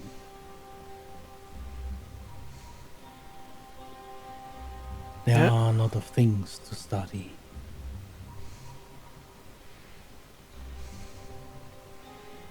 Again, he makes this overly courteous bow. And moves out of the room. The rest of the archmages seem similarly satisfied as they nod and begin to file out. Their work done.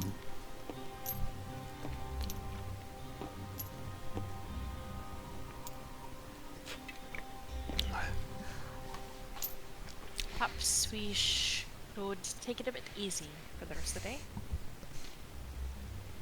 was I think we also had some plans for this evening of practicing. So Right.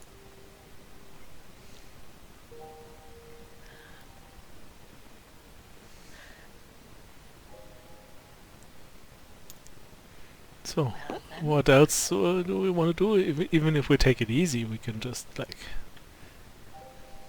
check out zoology, for example. Yeah, we could. I Is wanna get to Amy know still more about standing there Huxley. listening to us? She is still standing there. Well, if you had wanted to visit the gallery, then I'd be more than happy to take you there.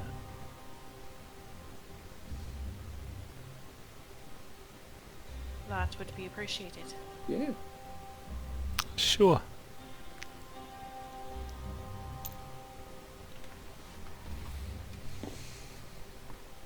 Okay. You follow Enmu out of the room, which is still heavily scorched, and make your way back to the platform. Some of the students have to press the digitate that whole thing later on. And I would say we take a 5 to 10 minute break because I really need to go to the bathroom, and I will be back. Cute. Sounds good. See ya later. We see the other exhibit. Yep, right, sorry.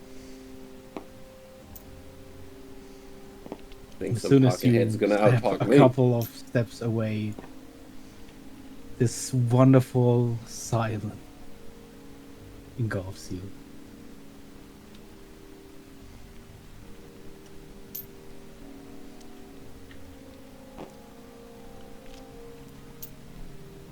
And if you follow, you would leave.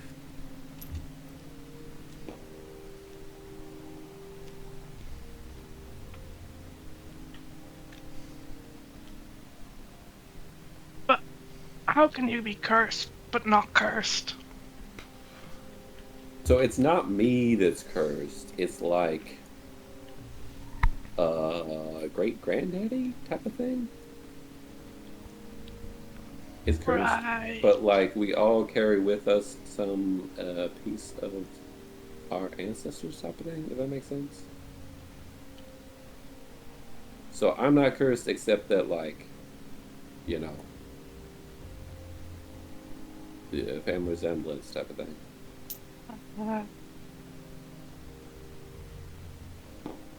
Again, you follow through the long hallway and the gate. And as this time a gate swings open, you exit the building into a garden.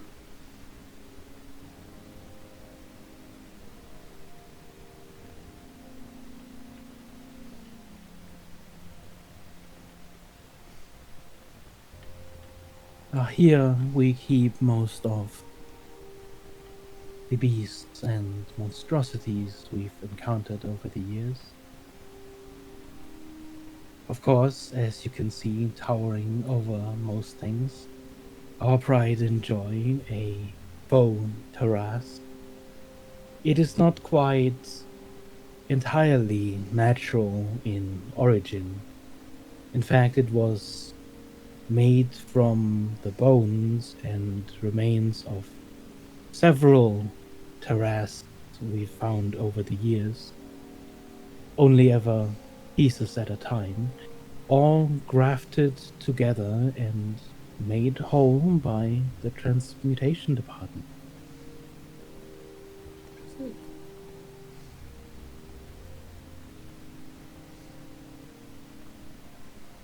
Hux, take a good look at all of these. Maybe you can turn into them afterwards.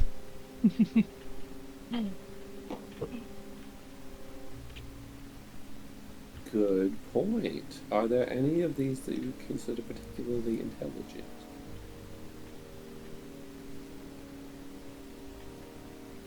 Looks at notes.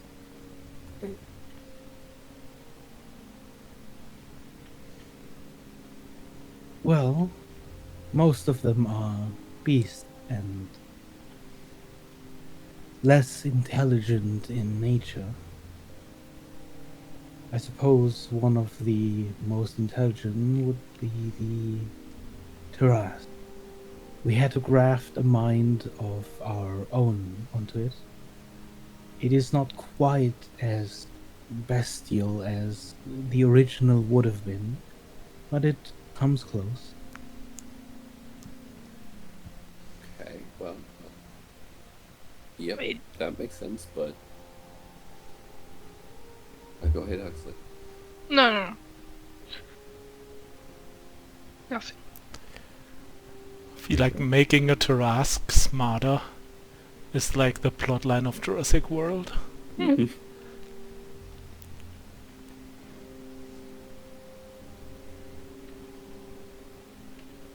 Not sure if I can turn into something that big.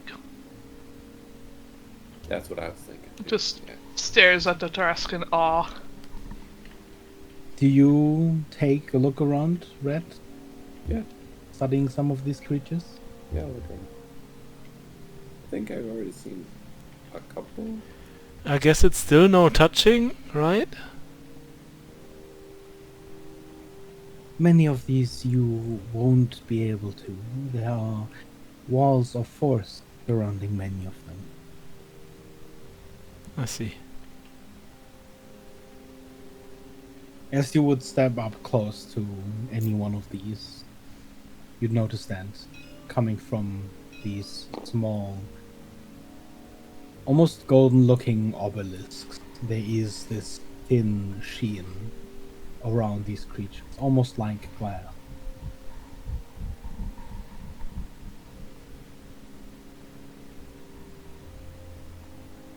If you spend several minutes looking around, Rent, you would have access to the stat block. Okay.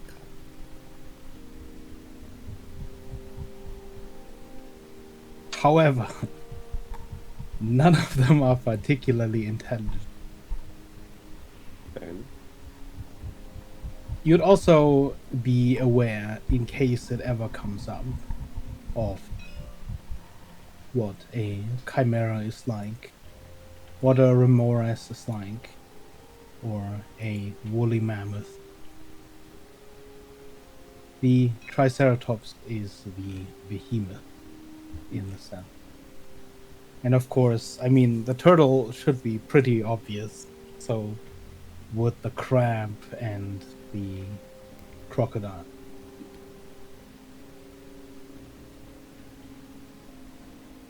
I'll grab on the 7 between. Is that also like sort of true proximity? I don't know if DR-wise Huxley can ever reach that. Currently, it's year 3. And yeah.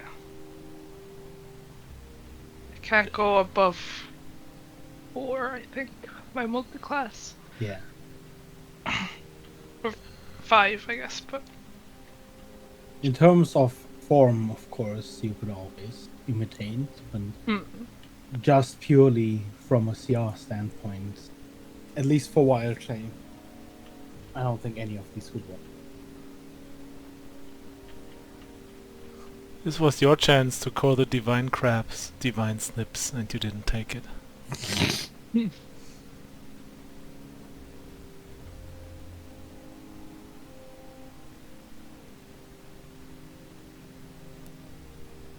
We got the CR-15, is that right? Your spell slot times 2, so currently it would be 14. Right. Yes.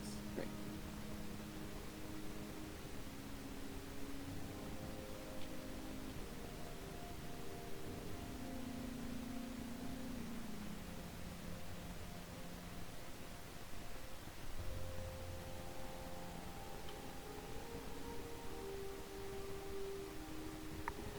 Interesting.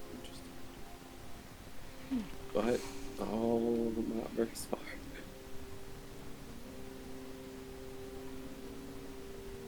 Never know though.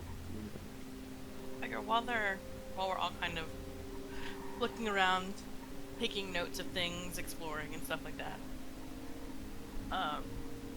Could Evelyn make her way back to the other hall? You don't have to pull up the map for that. Okay.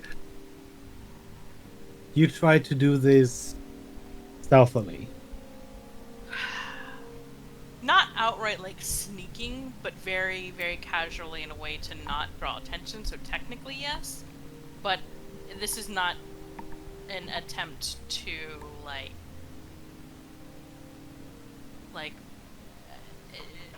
it's a very casual stealth, if that makes sense.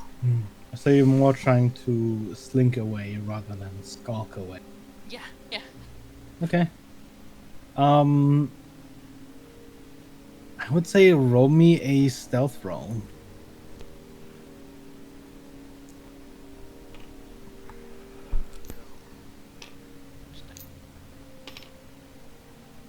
That's dirty 20.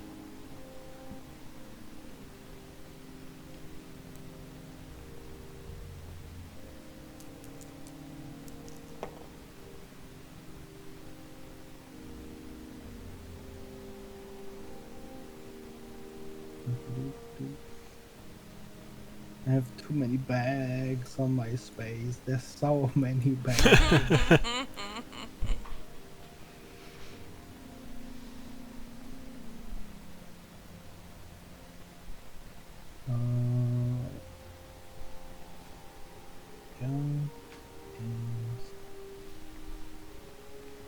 You said 20?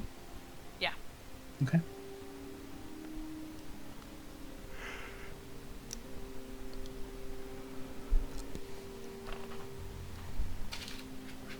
As especially Red, Huxley, and Soleil sort of start looking around, sort of accompanied by Enmu, there's this moment when the other transmutation wizard that is with you follows, where you almost stand at the same height as they do. And the second they turn, as someone asks a question, is that moment when you just sort of step away.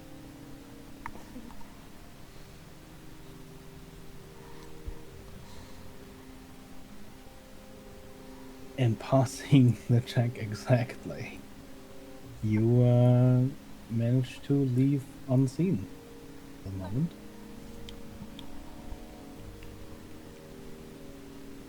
She's just going to casually stroll into the other room to a point of roughly 120 feet away from the devil demon creature that's been harassing Red. And activate the telepathy of her contact lenses. Okay. And I think with telepathy it doesn't matter, you just have to understand the language. And just going to say, let me express something to you. You're insignificant. You've been dwindled down to nothing more than a display, a sculpture, something to be poked and prodded, a plaything. You have no allies, no companions, no power. You live in eternity here amongst blind fools who, despite their desire to see the world, not see the world beyond their own nodes, still manage to forever trap you here. Well, until you're no longer serve any purpose of even a display item, where they will eventually dispose of you, like something of refuse or garbage.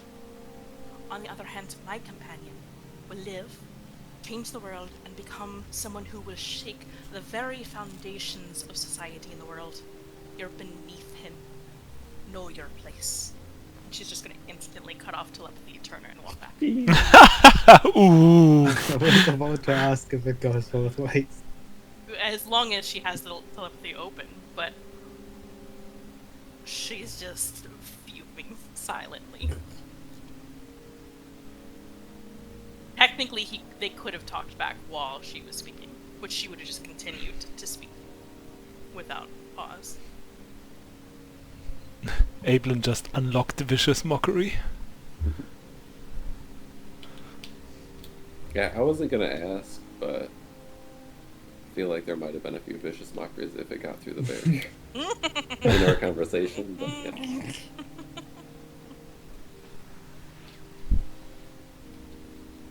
I would hope that a barrier would stop that, but I don't think you'd hear anything back. That's fine.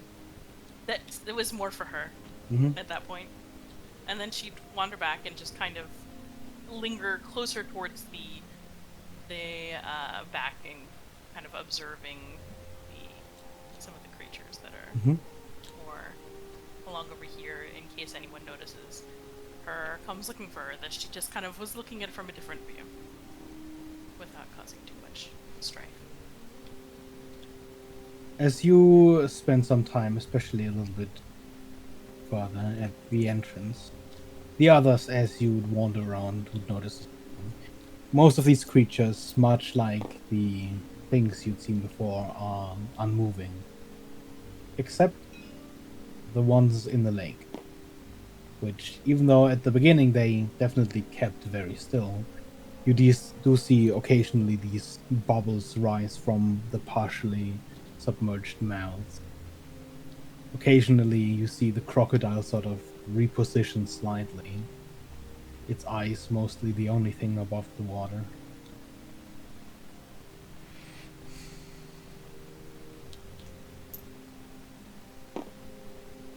is this monkey just like hanging out? Well, the quality of the map really didn't translate that well. It is not a monkey, but if you look, you see a cat.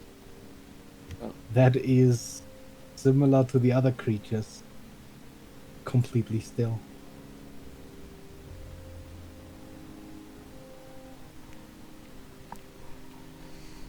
Right. It looks really big. Is it? What size is it? It's a fairly large cat. It's still technically small, but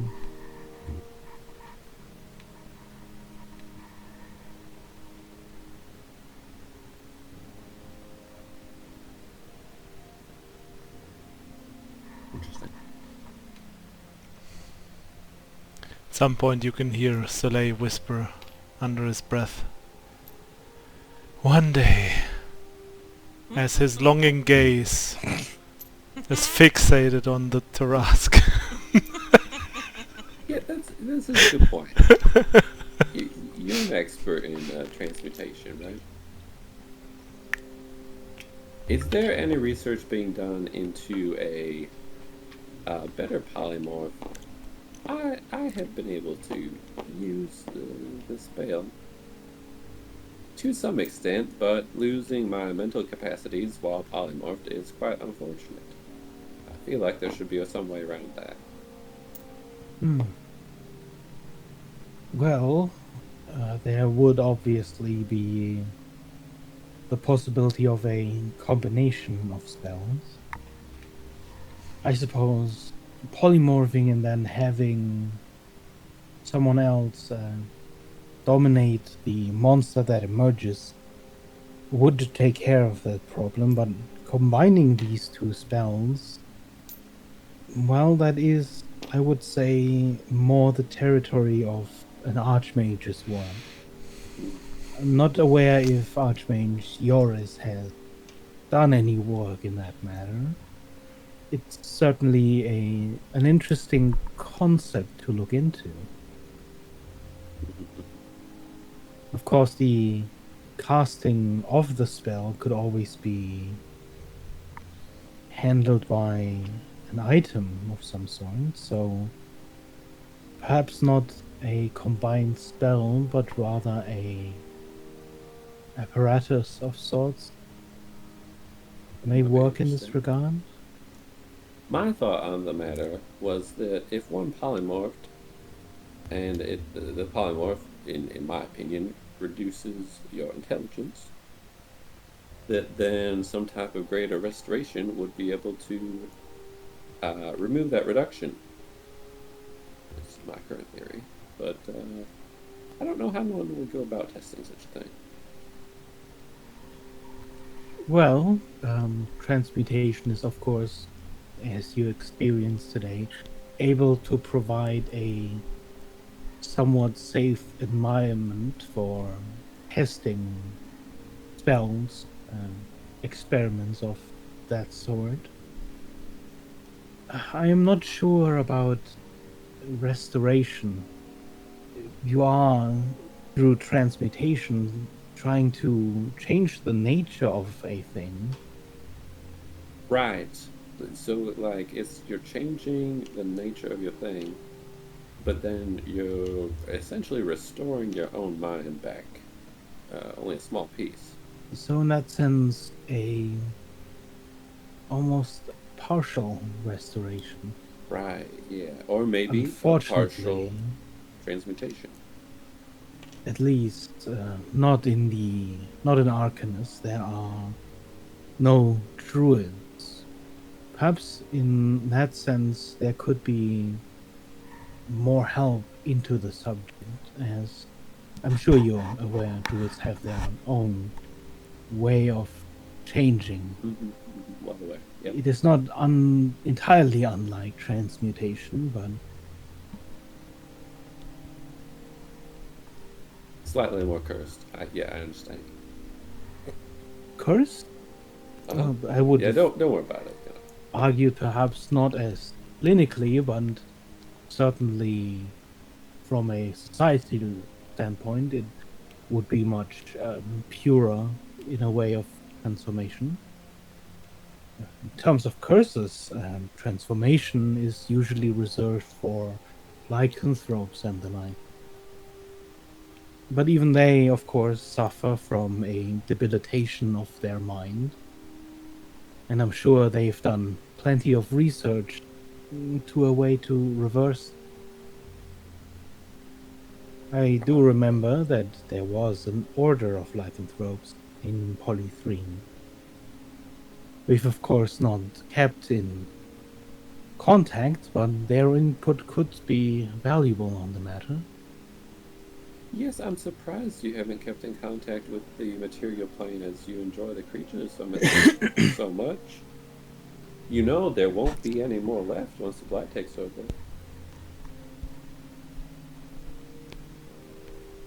I do not think the blight is so advanced that it would eliminate all life.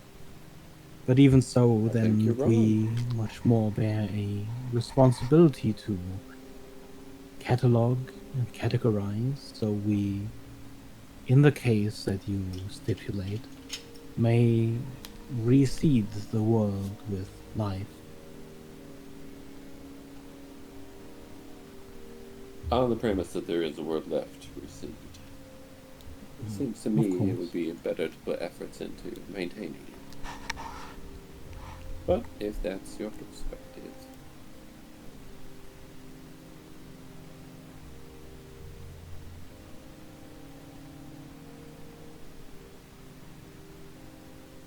Was there another hall?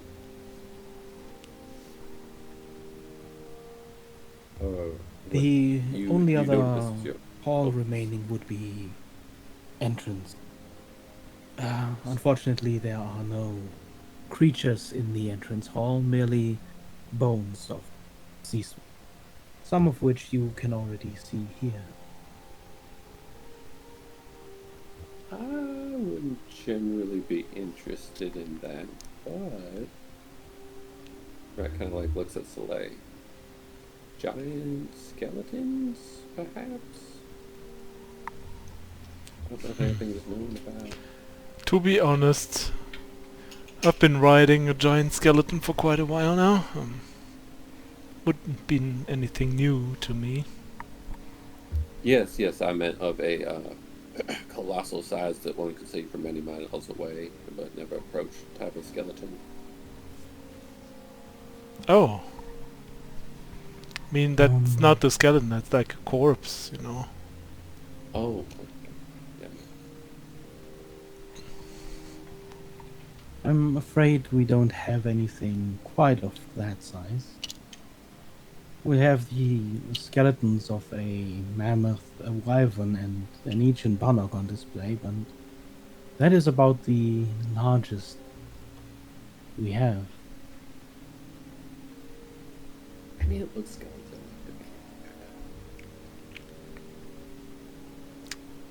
Looks like a little bit more zombie-ish, I feel like. Like Yeah. fleshy. Fair enough. It is perhaps beyond the scope of Arcanist.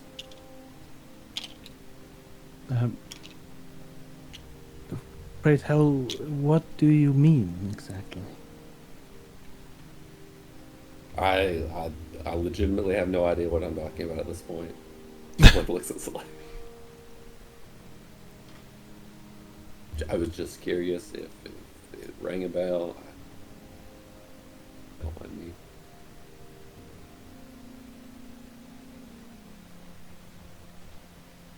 You can see then she's looking very confused.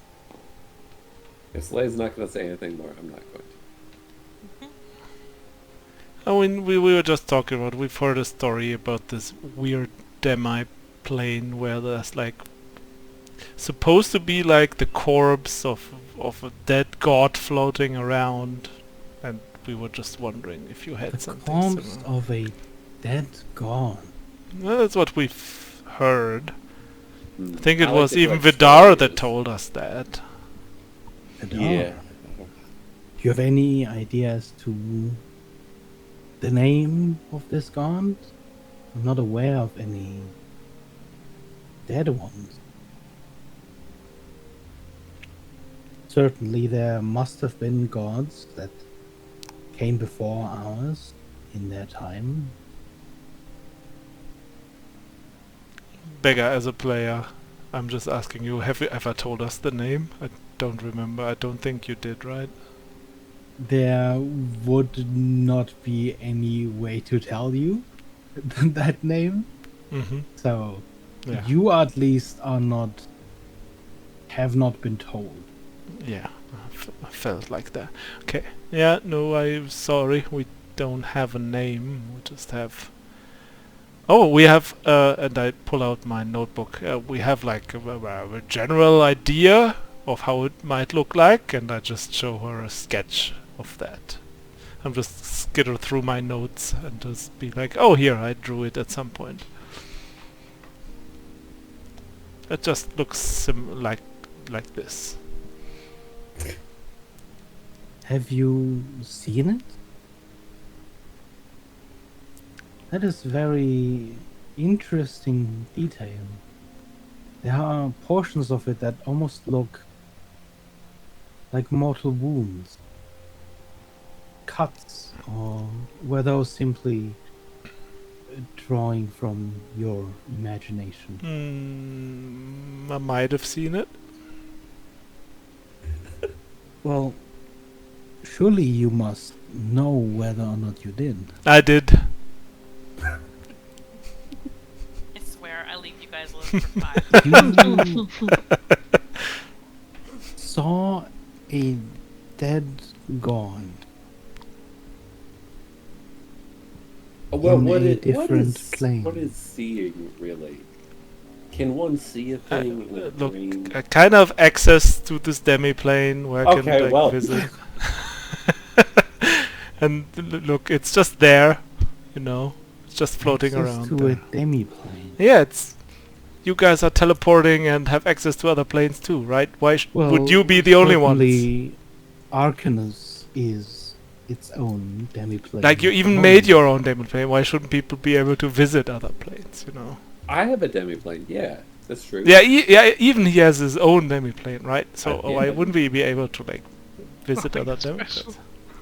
Yeah, It's to be just fair. casual. You know, it could be that he saw this in my demiplane if I was having a bad dream. But, you know. Also, So even I in have a this demi-plane. I have demi-plane, how are you certain that this is a god? I think Vidar told us, as Huh. far as I remember. Interesting. Do you mind if I ask the Exarch about more information on this matter? No, I wouldn't mind. Actually, I would like to know more about this whole ordeal. Because I feel like I'm messing with stuff that I don't understand too much and could be problematic in the future, so it might be good to know more about it.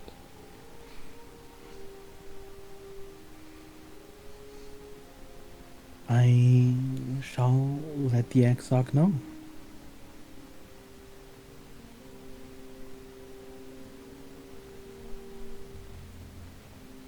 Oh, great.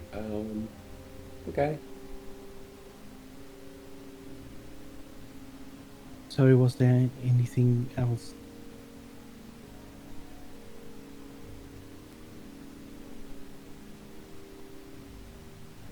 No.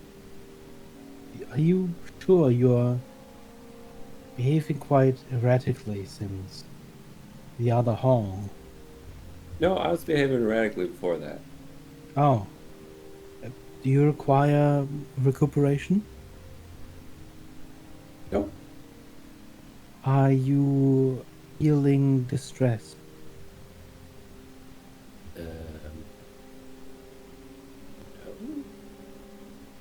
No. Oh, Are you asking me or him? oh, you. Fine. Thank you for your concern. I'll wait. No, you're not a devil, right? And no, the wings are merely grafted on. Yeah, I know that. The only devils we have are in containment.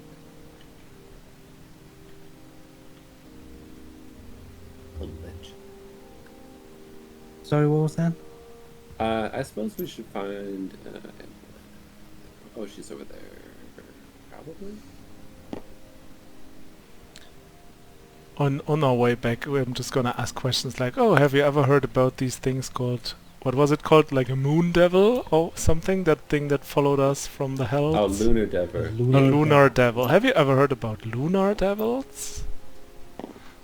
Yes, they're a bit rarer of their kinds as other devils. Yeah, we've met one on our way here. The light of the moon does not technically reach into the hell. It is a variance that merely feeds off of the energy of the sun while in the material realm. I think in the speech of devils, they would likely not be drawn in association to the moon. They likely have a different sort of name. Yeah, one of those made it like to our plane. Like, would they be able to return to the hells, or is it problematic for them? Devils are known to be able to cross planes, much like we are. Certainly a chance it could my return. understanding is correct, it would also return if it, for some reason, unfortunately passed away while on space. Yes.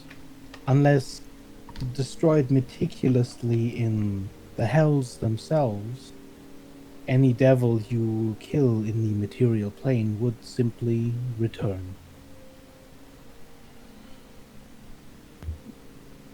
It's kind of good. I kind of felt bad for that one, so You felt bad for I don't a know. devil. It didn't seem. I don't know. Didn't like attack or kill us or whatever. It just seemed like it was like a little bit desperate. I don't know. Well, they're having a good deal of trouble with being a blight down in the hells and whatnot. Yes, I would assume all are. Yeah. Except here, haha. Yes, it has taken a great deal of effort to ensure so. Mhm. Good for you.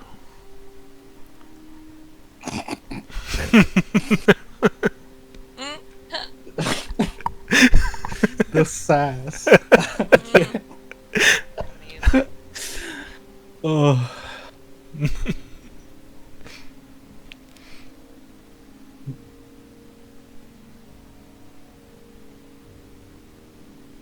Sorry about that. I got distracted looking at some of the creatures over here that were still moving about. Well, I hope you enjoyed the gallery. If there is anything else that transmutation can do for you, our doors are, of course, open, especially to guests. And hopefully, tomorrow, her gaze wanders over to Huxley. We could talk about the wild magic. He doesn't really react.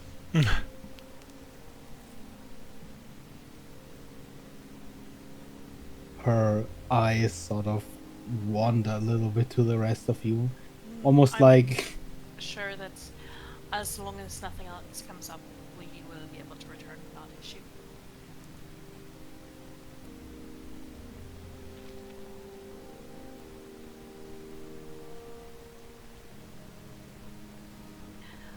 Well then,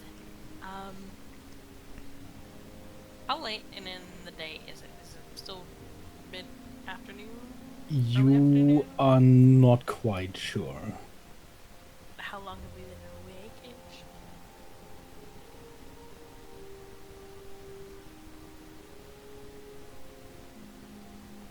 Yeah, how do people tell time around here other than going to chronology? If that would even be helpful. So far, you've noticed that there is definitely an artificial day-night cycle outside. But you've also noticed that most of these separate halls and rooms seem to have different times of the day sometimes. When you went to herbology, for example, it was definitely noon before outside it was noon. And it didn't seem like the sun was particularly wandering across the sky while in there. I'm trying to think when exactly you probably would have woken up. I'd say you'd probably been awake for about 8 to 10 hours. Okay. Perhaps we should work on heading back and or maybe getting things up a bit. To our rooms. Sure. Unless there's anything else anyone wanted to Don't visit. think so. I mean, we wanted to check at some point these like magic duel place Pokemon stadium. Just to see what's up with that. But I guess it can wait until You could tomorrow. just go there now if you wanted to at least take a peek. Yeah, I mean, before we go to bed, might as well check that one out. Yeah, we could see if it's worth our time.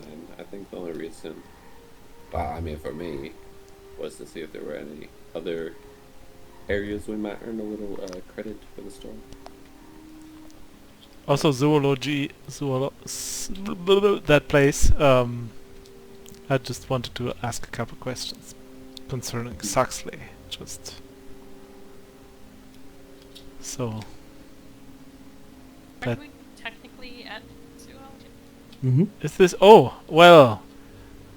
Hello there, Miss Transmuter. um. Sorry, was there anything else? Oh yeah, I wanted to know a little bit more about these little cute guys, and I just open my cloak, and there's this not so tiny anymore insectoid creature coming crawling out there. This is my little friend Suxley, and There's this definite moment of sort of hesitation to see if there was any threat as this creature just crawls out of from under your cloak. I was wondering Oh. if you can tell me more about it. Well, it's an acrid. It's an insect typically found deep underneath the earth. Yeah, that's kind of where we I found it. can think of a few people who might be interested in studying such a specimen if that is what you were looking for.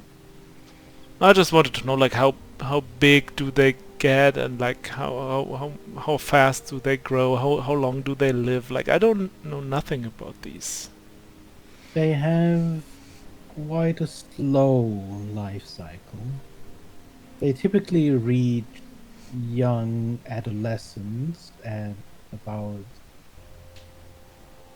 2 years, including their time in the cocoon. How long are they in a cocoon? Well, that depends on temperature, but typically 7 to 13 months. Mm-hmm.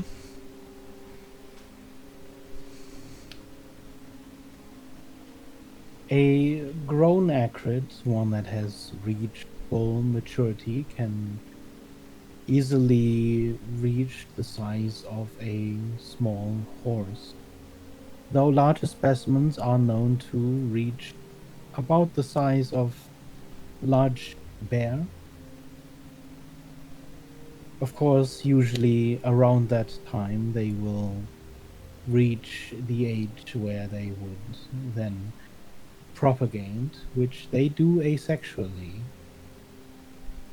During this time, the acrid will form large egg sacs and return to its original spawning grounds, spreading the eggs and letting them grow. Unfortunately, the acrid does not live much longer than that.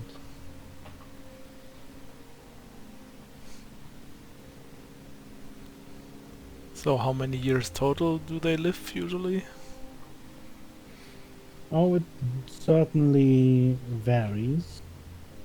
7 to 10? Oh, that's quite a lot for an insectoid creature, actually. Yes, they grow quite large. It's something we've noticed with many insects of larger size. It almost appears as if the investment of that much energy and mass somewhat directly correlates to a life cycle's time. I would not immediately draw any conclusion as to similarities, but we do know that some of the largest creatures, such as giants and dragons that seemingly grow indefinitely, also seem to age indefinitely. Hmm. So are the acrids like supposed to be docile and like living with other species, or are they rather aggressive usually? You can see that as you say this, her eyes immediately sort of snap back to the creature on your shoulder. As with any beast or creature of a lower intelligence, they are largely driven by instinct. I suppose there's nothing that speaks against training or taming such a creature.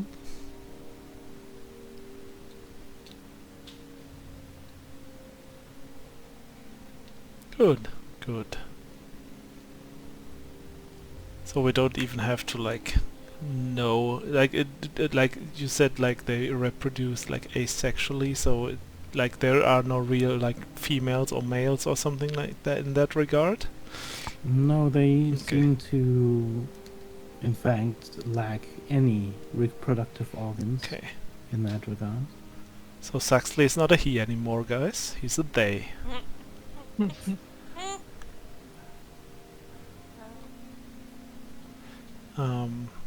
But yeah, that's good to know. Like, do they change like what they eat at some point, or is it always like blood?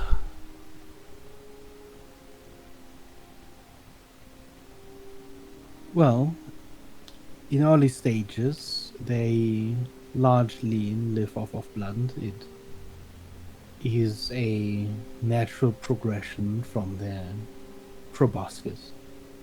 As they get larger, their needs, of course, increase with mass.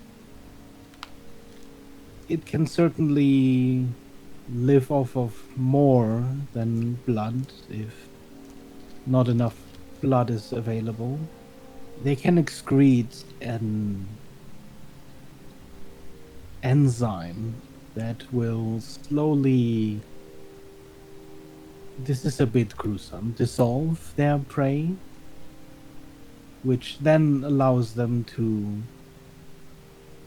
drink their prey through that very same proboscis. If, say, an acrid had access to an ancient Bannock or a creature of similar size, then likely drawing the blood would suffice. They typically do not resort to this enzyme unless food is scarce. I see. It requires a longer feeding time to use the enzyme, and of course, it does require the acrid to have first killed the creature. Whereas an extraction of blood may very well be possible without the death of said creature.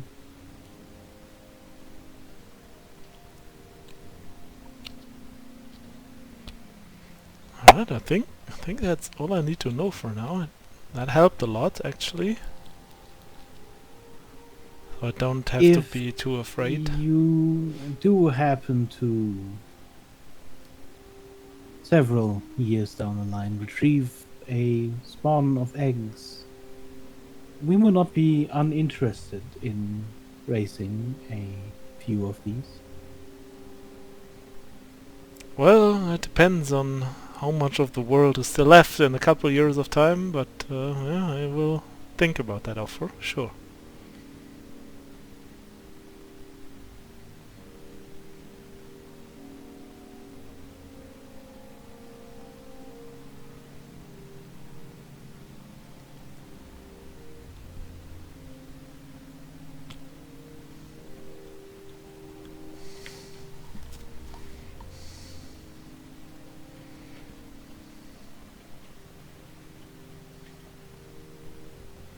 Right, let's go.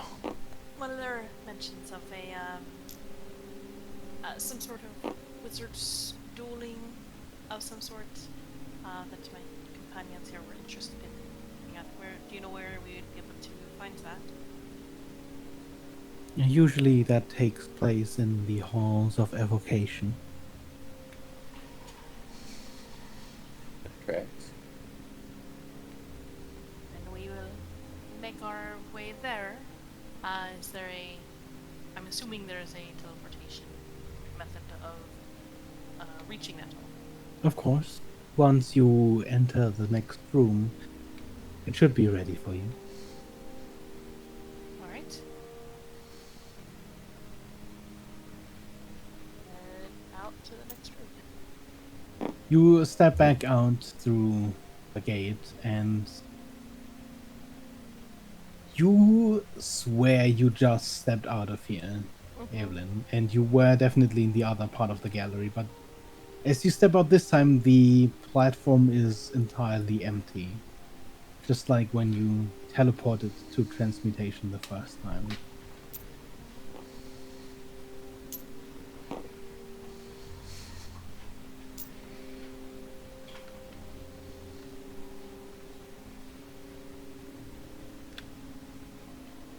Right.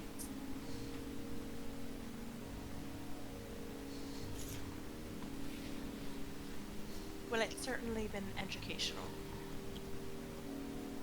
Yeah, definitely.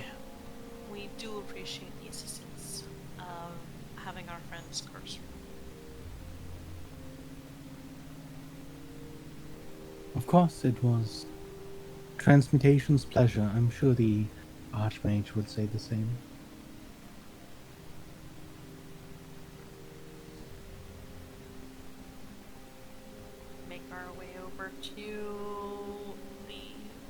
center where we teleported it? Mm-hmm.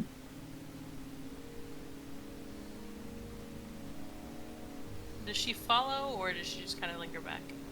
You see her standing still on the other side of the doorway. And as you walk in, there's sort of this waving she does. Head over then. The teleportation. Soleil waves back and says to Huxley, "Did you hear that? Like a frickin' bear! It's gonna be huge! Can ride it together!"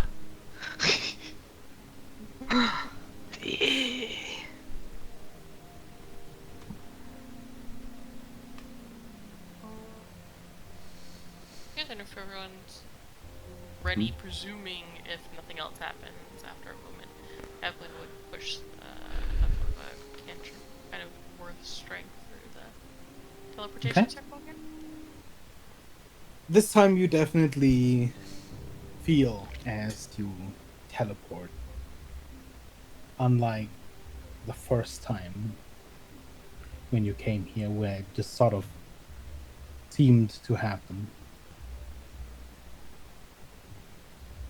And as you step out of the magic circle, you are again in this sort of alcove along a long hallway.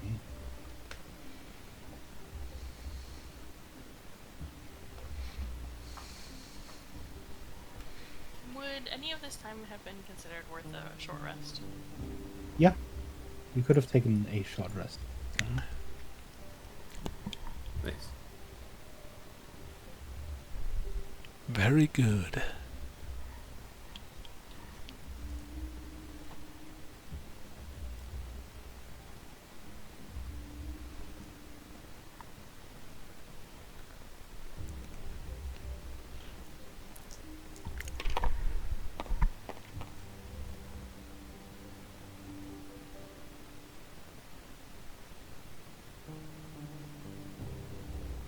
How many times can I play rock, paper, scissors? Can I just do it until I get what I want?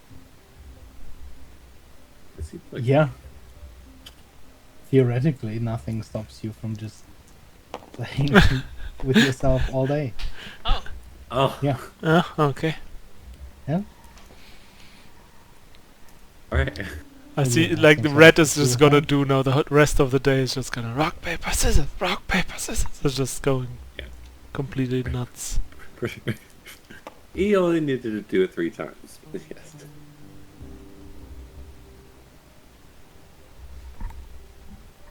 Wait, how do I not know when I'm playing? What the fuck? Yeah, you know, you rock, paper, scissors, and then you look, and then you see what you got. Wait, yeah. How Yeah, does that's how it works. Why must you question me? it's a glove. It's controlling your hand. I'm going crazy apparently.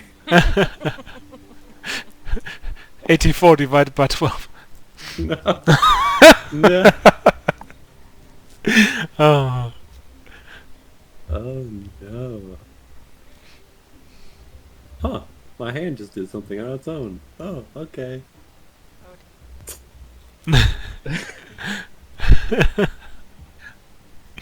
Since you have time and you're outside of combat, you could just tell me what you... Or you can just, like, assume that you get the one you are currently... Yeah, yeah. I'm It's just gonna mostly do for it's for limit in crits. combat. Yeah. I'm just gonna do the movement to 0-1.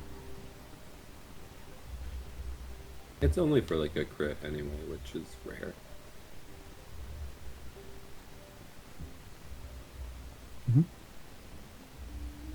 Yep. Hmm? Well, I know it's quick, but I'm gonna run to the toilet again real quick. Because I gotta go pee again. Sounds good.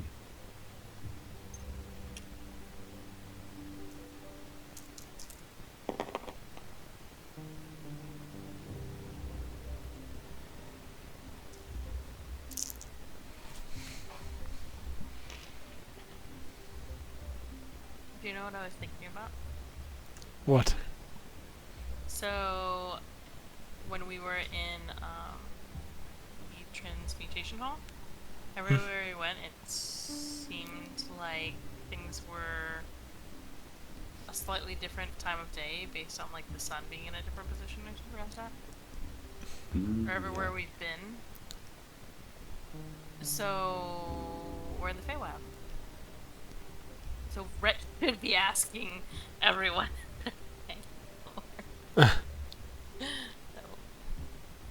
he knew all along.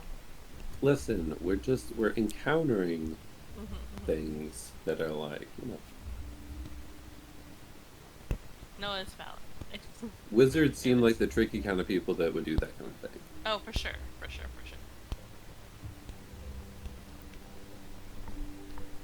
Okay, I'm back.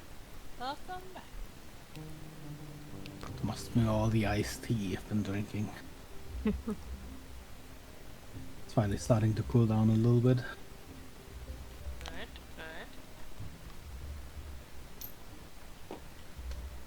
Okay, I am assuming, as there are wizards nearby, that you make your way to the dueling hall, asking for directions and such. Yeah. Yeah.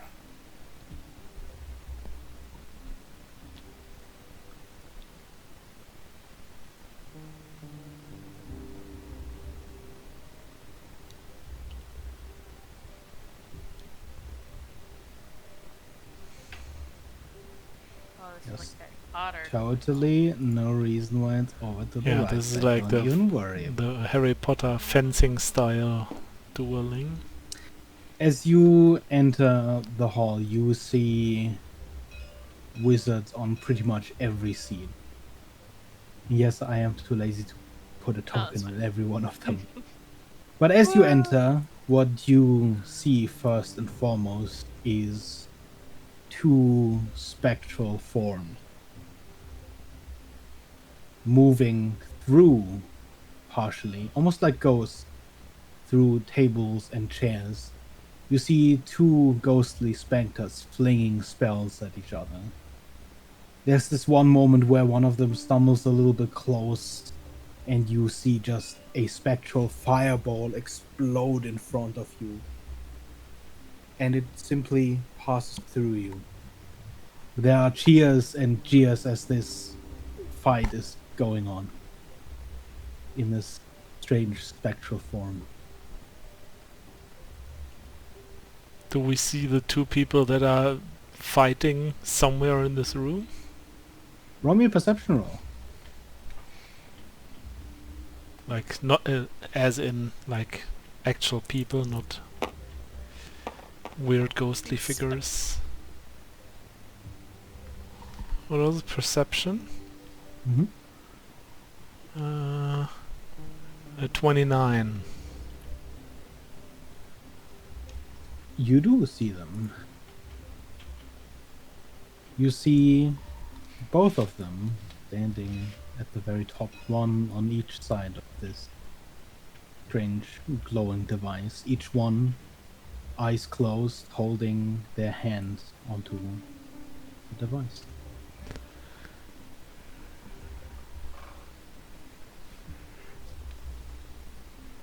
Interesting. I point that out to the others of the group. Think back in the back there are the two actual people. Oh. Some kind of machine or magically fueled whatever it is. Well, that is much more civilized than usual. Certainly seems that way. Certainly different than You the arena in Antarctica. Flinch for a moment as you see just lightning streaking towards you. But of course, again, it passes through you. And there's this wave of cheers that goes throughout the crowd as you see one of the spectral figures fall and disappear. The other figure, triumphant, also disappears several moments later as You see both of the wizards at the very end at the apparatus step away, one significantly less happy than the other. Do they look exhausted, worn out, injured at all? From this distance at least, you can make out no injuries whatsoever. Whether or not they are tired or exhausted is difficult to tell.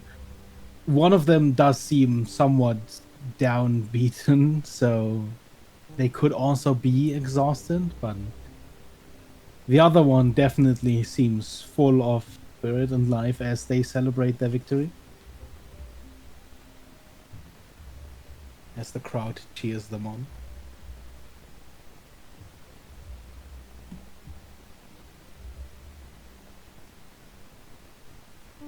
Hey, this could be an opportunity for you to do magic slay, maybe. You would anticipate it's most likely just a reflection of some sort or projection of your own abilities, sort of like an astral projection, possibly? Would have been a cool experience to like actually fling some spells. And tenor of evocation wins over Talon, also of evocation. Next up, we have visitors, it would appear.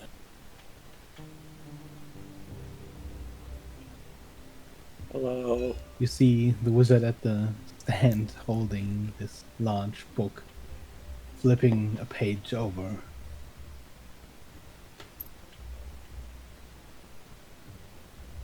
And seems sort of lean over the podium. What department? Blade singers. Probably. Sorry? What department do I put you down under? Yeah, I guess. I mean, do we have to go in the department that's in the book? What do you mean, you guess? Are you from blade singing or not? No. Then where are you from? My training is from the Songspire College. If that's what you mean. You see the wizard lean over more and finally sort of reach for a pair of spectacles. You don't strike me as a jester, so I'm going to assume you speak the truth. Not aware of which schools they teach at Songspire. It was several years ago. Lynn's just getting tired of this conversation. She's just gonna start making her way forward. What would you yes. say is your main school of study? Or more simply, which archmage heads up your department? Rhett knows this immediately. I have to look. I forget the name. You go ahead. I believe there's some clarification. We are visiting. Oh, We're not from Archeon. yes, I'd heard of this.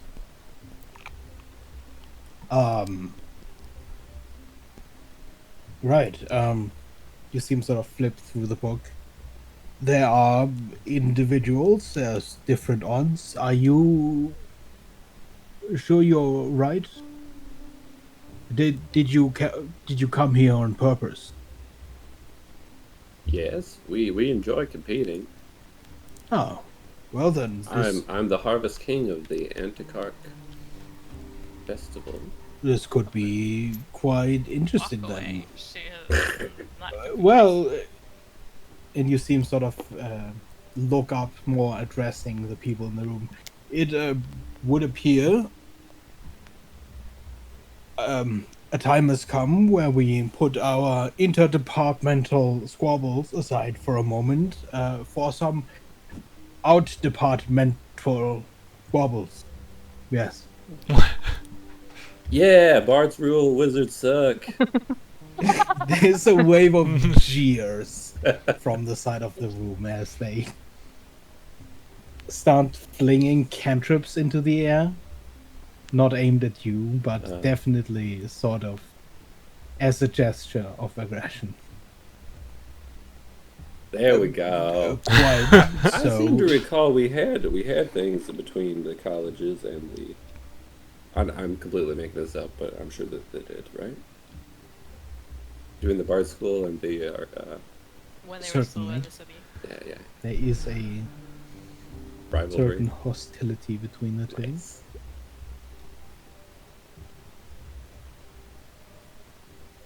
I'm not saying you can't do magic, but I can do magic with style. Well, sure, in terms of enemies, you'll have your pick in this competition. So, as a guest, you may choose which level to enter in. You could find an apprentice, 2 to 3 years of study, merely reaching up to 3rd level, or you could face an adept. Usually an adept will have mastered several spells of 6th level or above.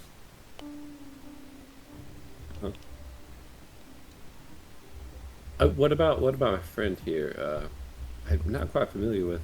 Am I familiar with that machine? Actually, I don't know. I don't think I am. I don't think you would have ever seen such a machine. Yeah.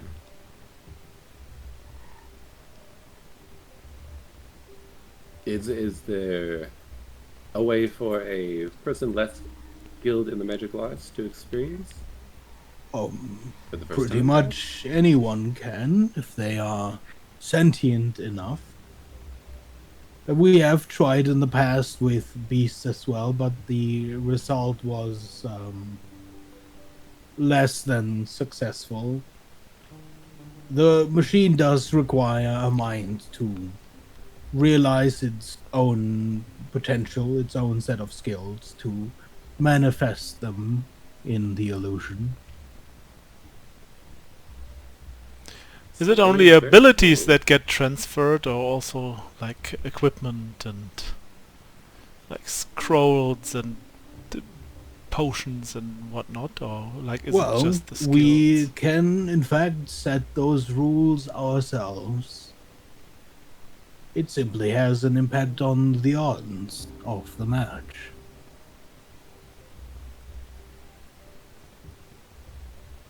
You'll be able to fight in your fullest capacity as you know you would be able to.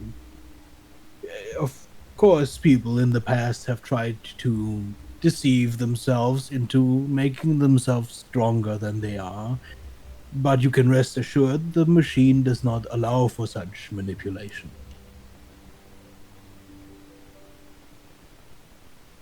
Insight check.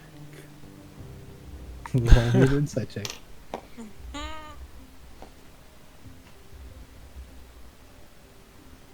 18. You can sense there is an underlying anger in the void.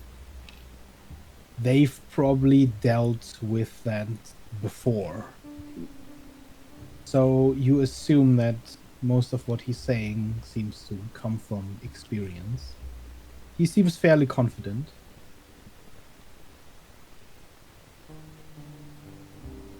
Sounds like fun.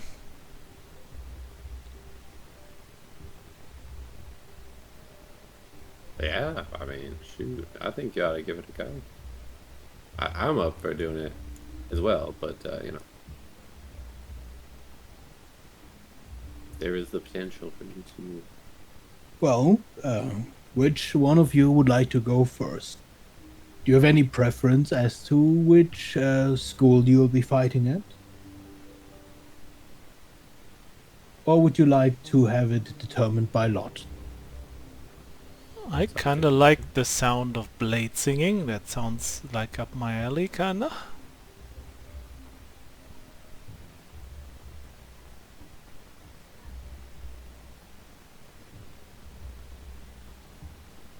Blade Singer, and do you know any sort of spell yourself? Well, Or are you entering as purely martial in your fighting style? yeah, like 95% martial. Do you require your magical items?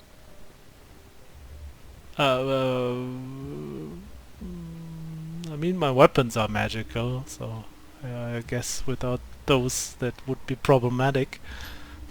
You see the wizard turn, and one of the other wizards arrayed at the top nods and steps up to the machine. You Are, see the lights that form inside of this vertical timepiece sort of reduce. Then the odds are set. a quick question. If my friend uses charges of the magical items which he possesses, are those charges used? Actually I don't used. actually used. Nothing that happens within the find will happen outside of the find. Great. It's good to know. If you have any recent debilitations, say you were to cut your finger off right now, you would also not miss your finger inside of the ring. Except, of course, you may be bleeding out while you fight. There's this general chuckle going through the crowd, even though that was definitely not that funny.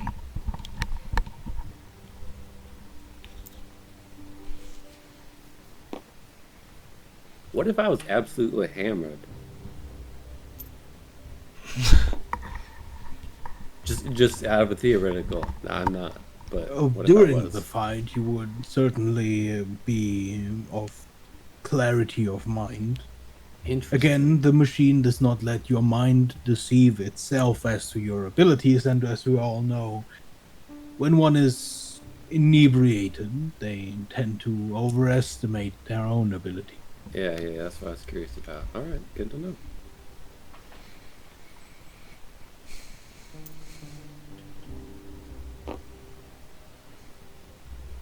Right, so how does this work?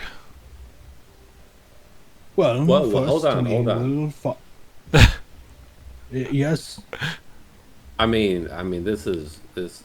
Come on, we clearly have a great audience here, and bards, as you know, we get paid for our performances. You might do it for free, but come on. Okay. well, there are no prizes, no prize money, but he sort of looks to the left and right, where you see But if I were to run a betting pool, that would be along the sides you see wizards dressed more as scribes with ledgers and books and piles of gold coin on the table.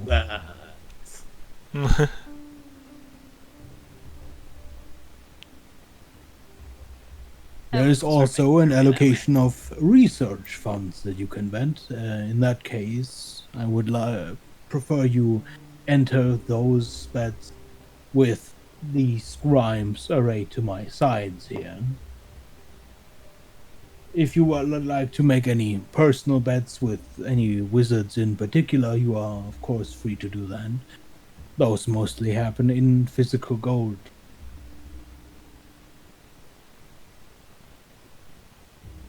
I'm sure. I mean, how confident are you feeling, Sly? Which one of you will be fighting first? Huxley, you want to try it out too? Sure. But I don't. 1 second, I forgot. I don't like. You just go into that chamber and then your ghosts fight. Like, how does it work? Imagine it like you are. I suppose the easiest for someone not as versed in Arcana is you will step up to the apparatus, you will place your hand on it, close your eyes, and then you will just fight to your heart's content.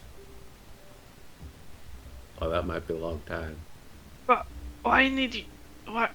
Why do you need that room? Why not just fight? Well, you may get injured, you may actually die.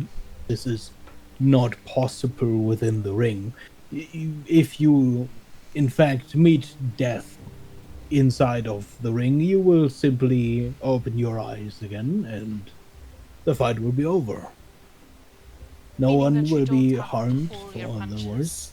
Fucks. So it's like pretending how to fight. Pretending to fight. It's No, it means that well, you can it's actually less slot pretend them. fighting, more. I suppose if I were to really try and explain it in that way, it's like fighting in your dream. Right. But it really is not important. If you would like to fight, you can fight. Hugs still looks slightly confused, but But so yeah, all I'll it fight. means- All it means is that you can actually kill them without killing.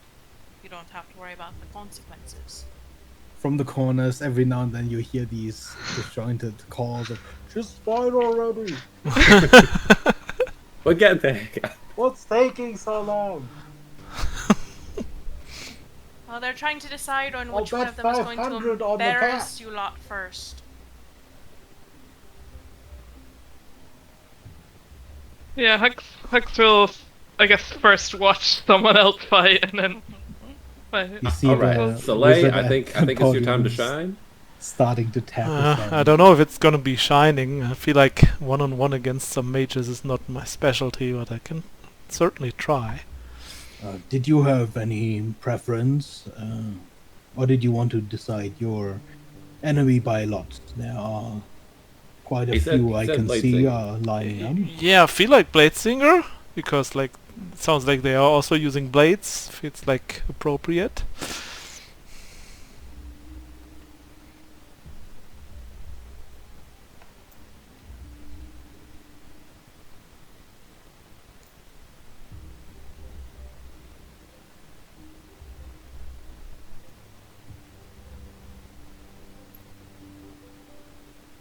You see, as you step forward, as your enemy steps forward from the crowd, that the number of glowing orbs within the timekeeper seems to change. Along this flow, there are several orbs, but they are definitely less than before.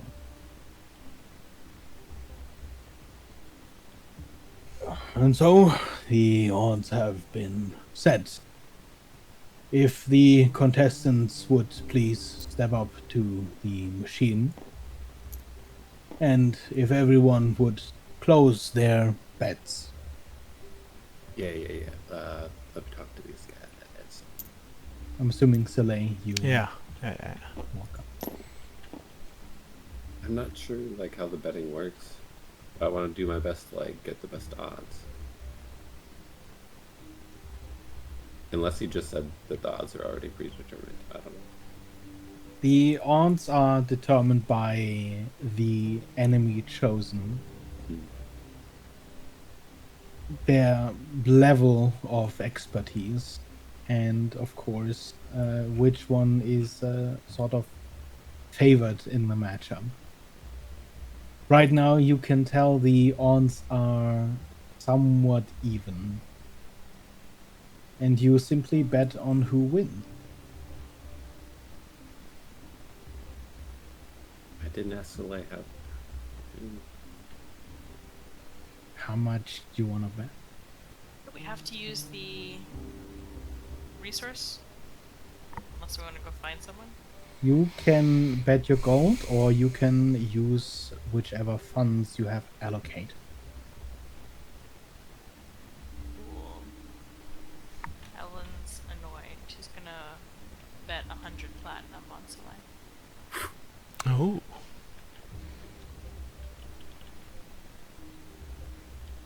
Of her own money. Yeah, of her own money. Yeah. Wow. Oh, damn. Wow. Damn. Sure. Let's double that. That's 1,000, right? Yeah. Yes. So in total, you guys are betting 2,000 on the cat. 1,000 on the cat. Mm-hmm, mm-hmm. And just You regular can- gold. Yeah.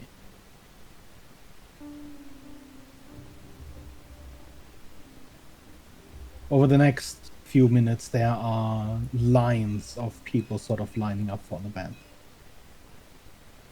And as they are finished, as they are closed, everyone returns to their seats.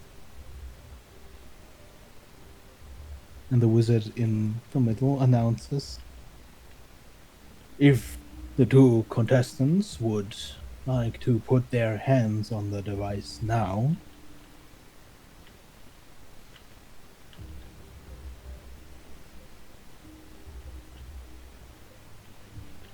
close your eyes, and you hear a horn blare. Soleil! Mm-hmm. You're in this alone. You are basically at full on everything, like you had taken a long rest. Amazing. And full charges on your items. Presumably. Mm-hmm. Mm-hmm. If you would, please roll me initiative.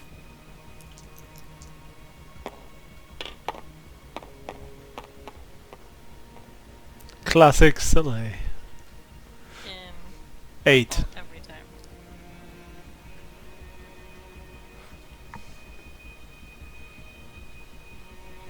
Okay. Up against a 16.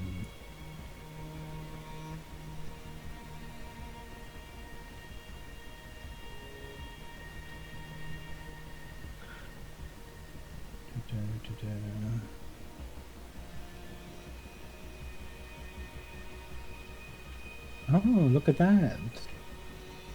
Because they go first, they get to cast a spell on themselves during initiative, which, of course, the obvious choice is that they cast Mage Armor on themselves. Uh-huh.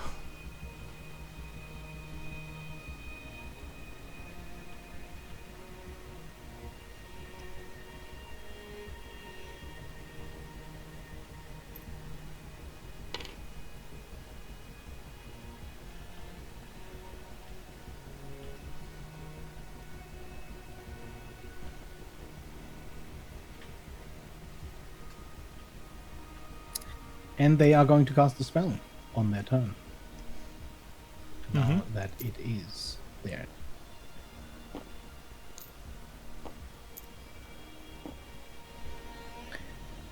They are going to cast Mordenkainen's Sword. You see this sword form out of thin air. This translucent blade, almost like glass itself, as it is made out of force. Now, close the distance and going to make an attack against you. Mm-hmm.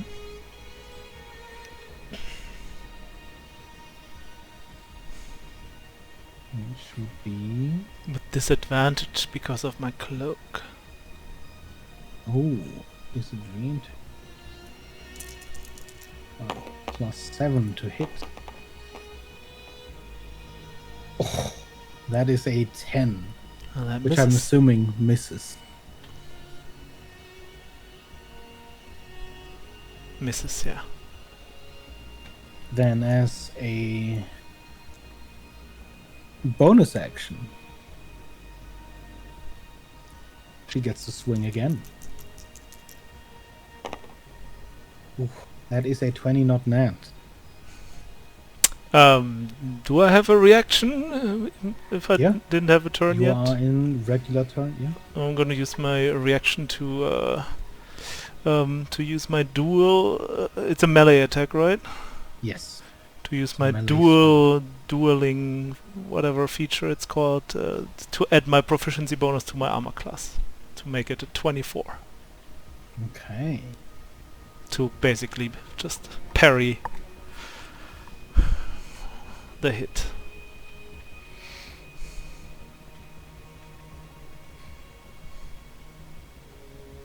Oops, that is not the right one. There we go.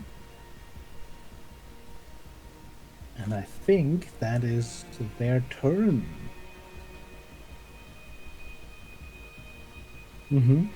All right. One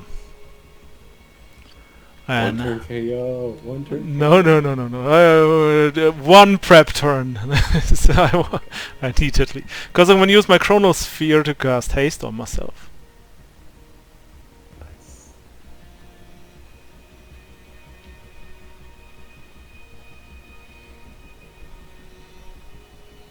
I don't think that can be counterspelled.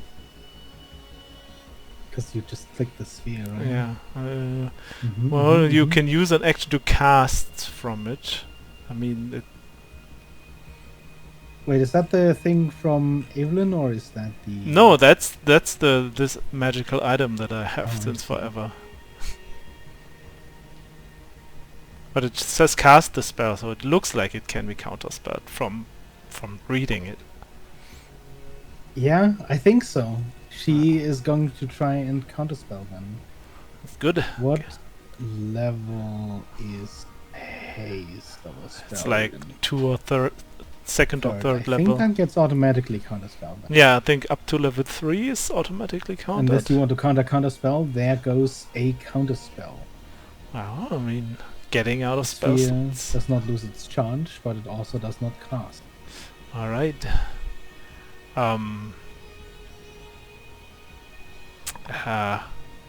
How about I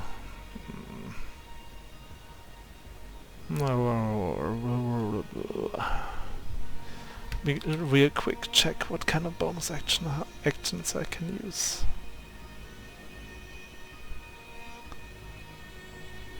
Come on, D&D Beyond, load.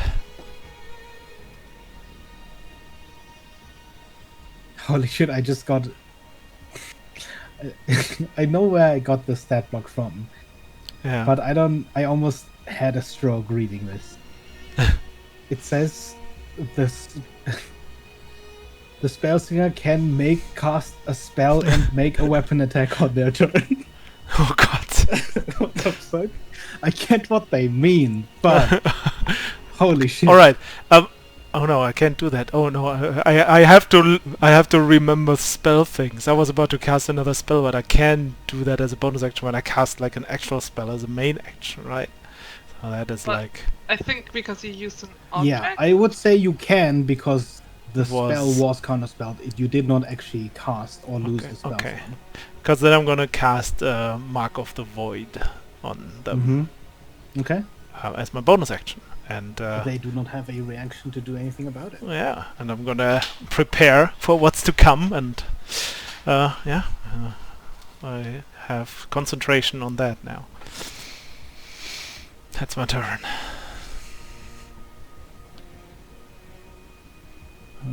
Just quickly check. Look at Soleil casting 2 spells a turn. What happened to him? He's gotten sucked in.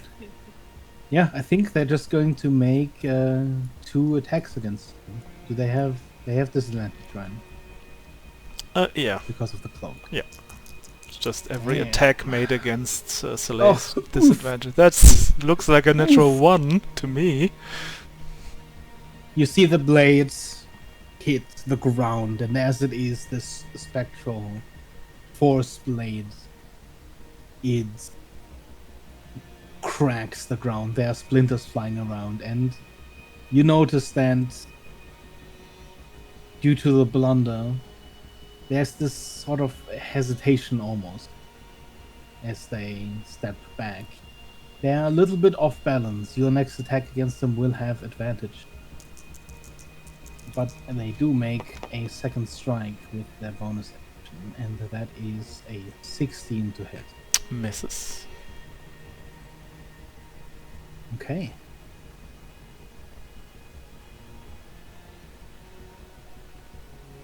I think technically they get to cast another spell, but what would they even cast?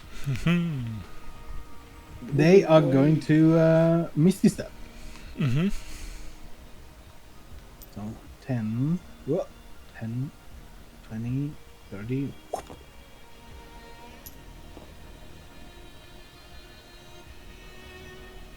And it's your turn.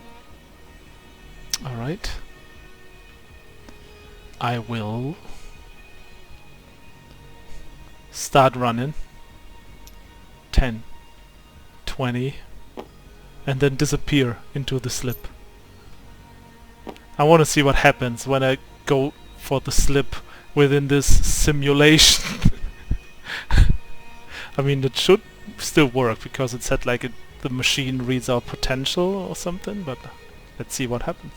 I want to slip just behind them. As you slip, you feel the familiar feeling, but as you open your eyes, you only see black. There is nothing. And Terrifying. then you slip back out, and you are behind them. So it worked, but it was not the same. Okay, cool. Yeah, because I didn't actually went to the slip. Yeah.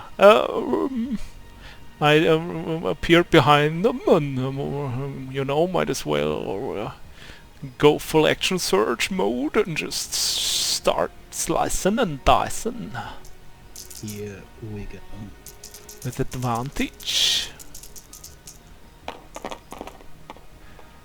So let's see, I have a plus 11 on the hit, so 1 is a natural 1 that I have to... Does a 19 hit? A 19 does hit. Okay, then I just have to reroll the 1.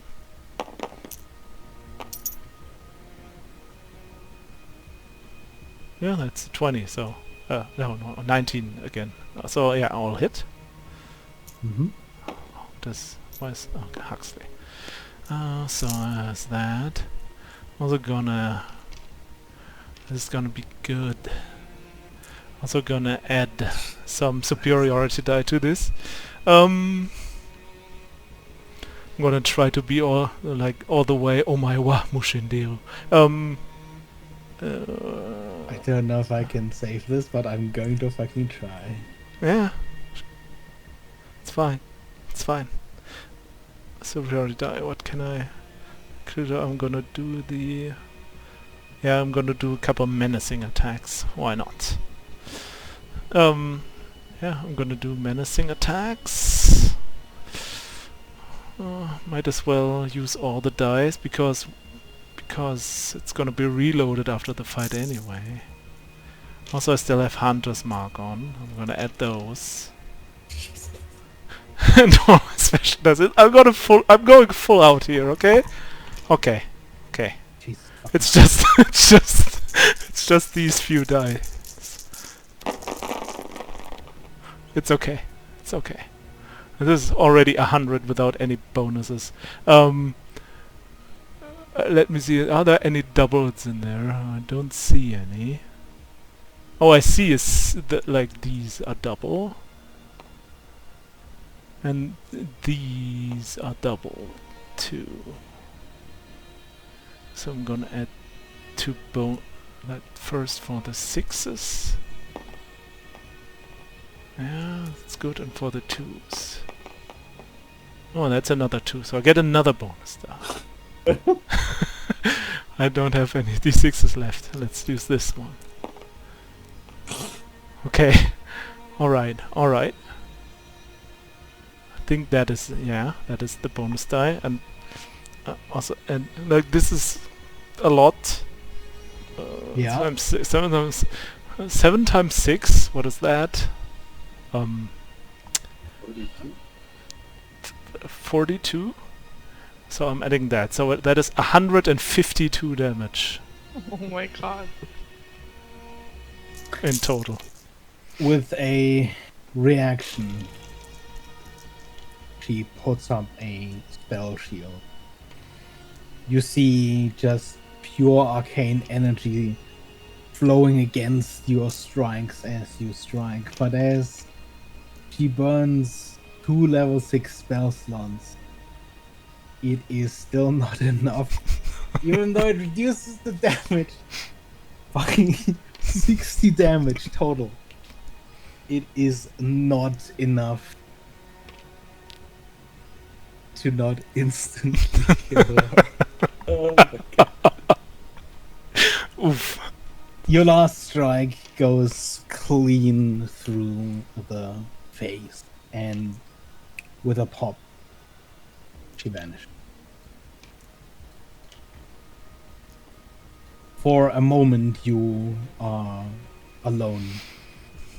Before you hear the cheers and you open your eyes, and you are suddenly back in the hall with everyone else out of initiative, out of combat, having won with a single fucking turn. It was 2 turns. She countered my haste. But yeah, it was pretty quick.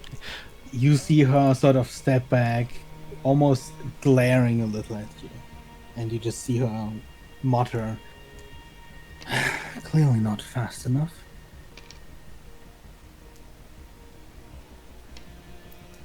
I'm gonna try and see if she's open, like, for a handshake.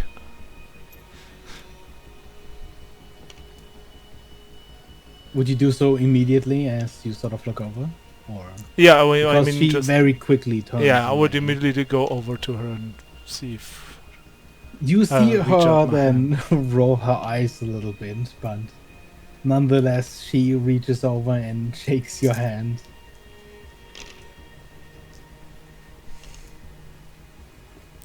good fight. Red. Well, Red and Amen, actually. Did you bet separately or on? I mean, it doesn't really matter. I can just. Separately, it's 1,000 each. Okay, so.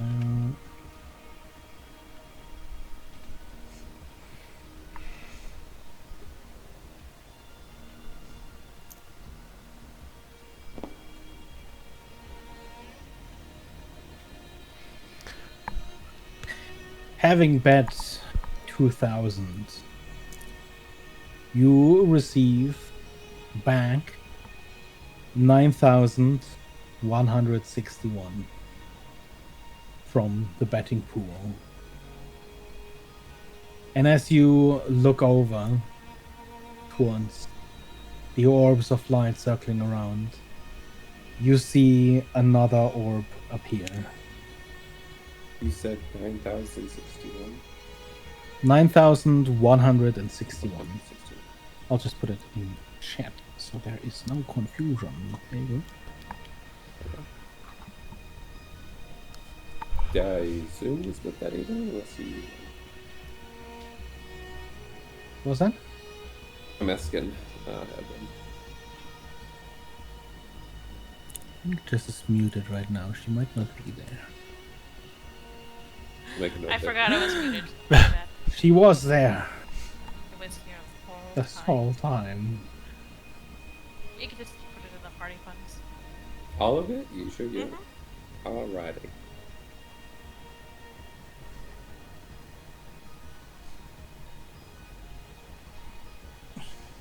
That was fun. Hux, you should try it too. Eh.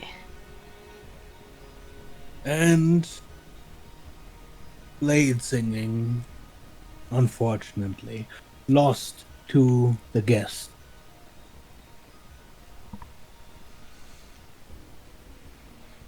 and the odds are adjusted.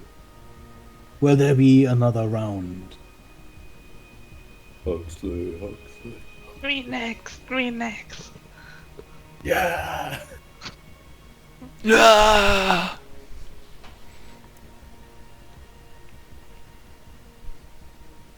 There is a strong mix of boos and cheers. But it's almost even. As Huxley takes the stage.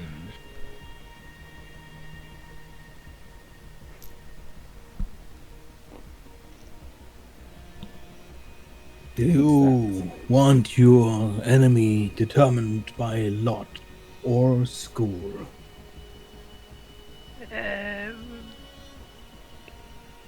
Drugs. Boss.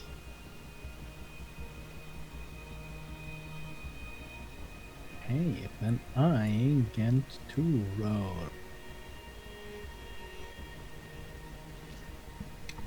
Oh, you get to roll. Roll me a 1d8. My child.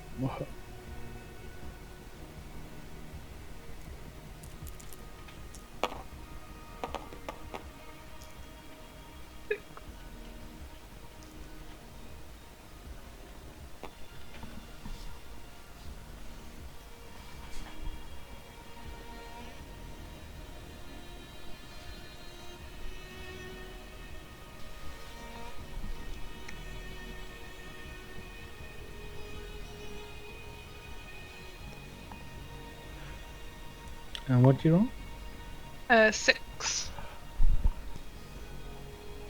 See. 6. Ooh. Oh no. Nice. Almost straight up Gallon.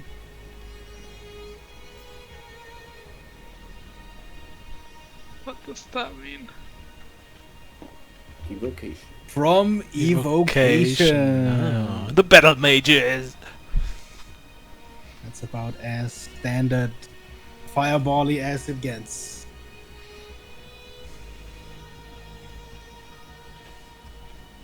Fire should be fine with Hux, right? As long as I can The cast fire. odds are set. What you can do do the you wild guys shape, bet? Evelyn's gonna bet another. Another what? Yeah, she's gonna bet another 1,000. Huxley, how much should I bet?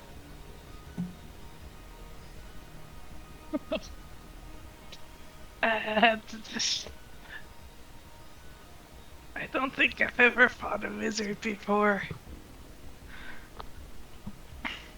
Yeah, okay. As Huxley says that. No, I'm kidding. The odds adjust. No, they've already been set. The odds all of a sudden. Actually, take it back. Evelyn's gonna bet 2,000. No. Not her own money. Okay. Wait, never mind. I killed a bunch of wizards in that like weird place that kidnapped Vidar, I think. Oh yeah, you did. Or at least we really, you know. You see a couple of concerned looks, but nevertheless, the lines on the betting table are very long. I'll bet 5,000 since we just made it. I'm gonna throw in another 1,000 from my funds. Jeez. Okay. Let's so how much just- are you guys betting in total? You want these bets to be separate or all Evelyn at will once? keep her money this time. Okay, so If I win or lose. require each of you to give them to me separately then. 2,000. And I'm assuming you're betting on Huxley winning? Yes. Are you kidding? Huxley tanks freaking everything. Yeah, I'm just asking. Hey man, listen, maybe the bets are better the other way, you know? Who knows? And 1,000 from Soleil. And 1,000. And that's also separate from this. I mean, should I hedge? Hang on.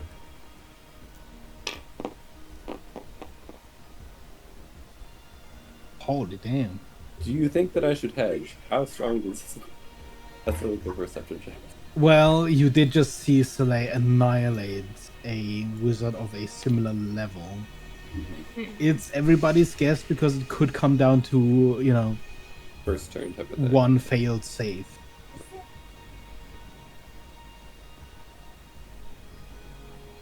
Believe in the heart of the cards, so I don't hedge my bets. Okay.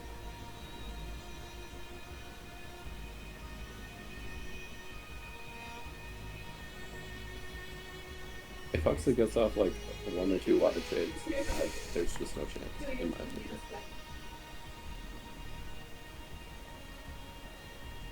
Then the bets are in.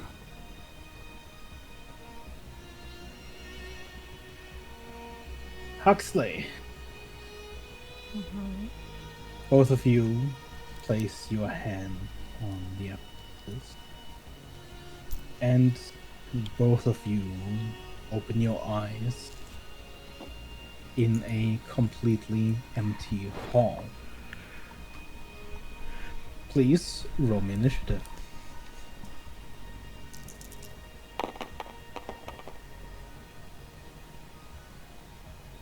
$13.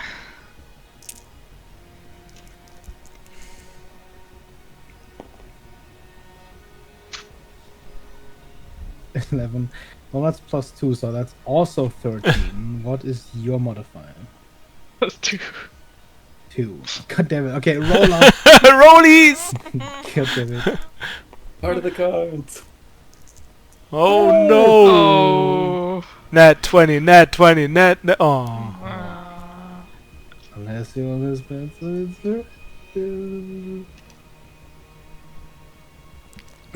Shit. You'd have to get a nat 20 or a I mean, I'm just saying. Listen, I'm always looking out for those little schnips. Okay, so Evoker goes first. In which case, they think they've learned from the previous fight. As they dimension door straight across the arena. Classic. Bye! Classic tactics. Definitely Gone. not what I would do. Yeah. And it is your turn, Huxley. Okay. How far is he from me? Oof. Well, Like 300 feet or something. let me make a measuring thing. And that is about right. So this is 120. Less than 300, it's about 180. Like 12 times. Actually, hold on. Yeah, about 180.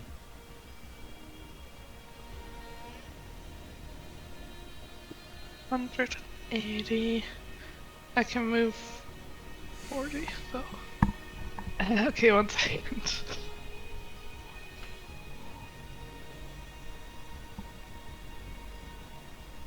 Just take your prep turn. You want.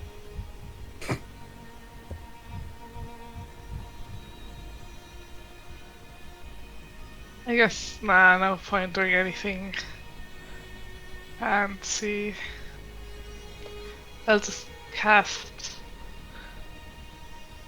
Fire Shield on myself.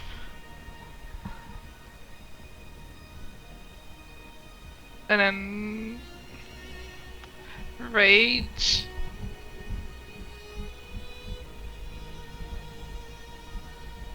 And move.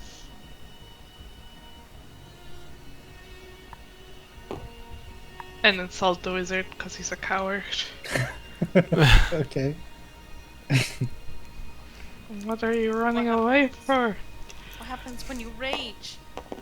When I rage? Uh...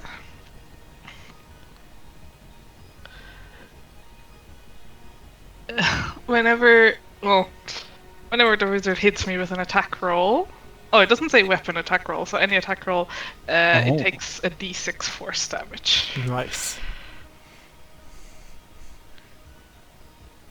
That's my turn. Okay.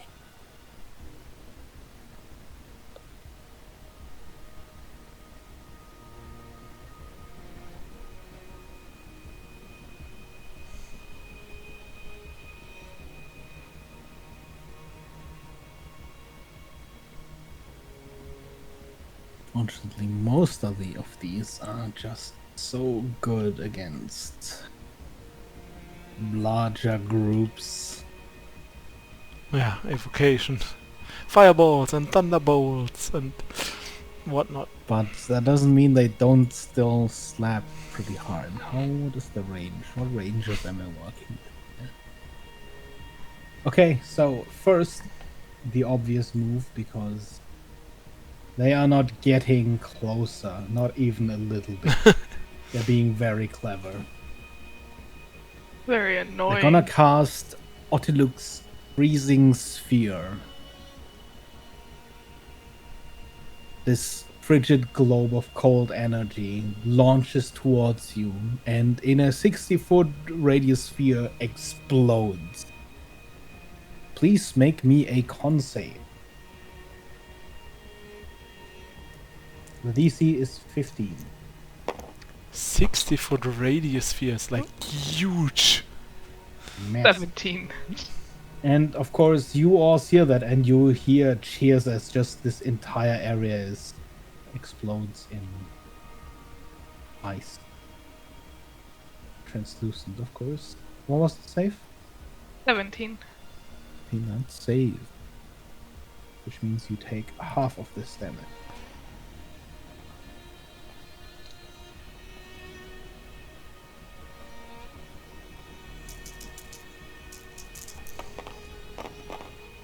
Halved, that would be 18 points of cold damage. 18. 18. And that is their turn. Okay. What about that force damage, Joe? That is... Well, it's a save. I don't know if that still counts. What is the exact... When they make an attack against you, or what was it? Attack roll, I think it was even. Attack roll. Okay, that's pretty specific. So, not in this case.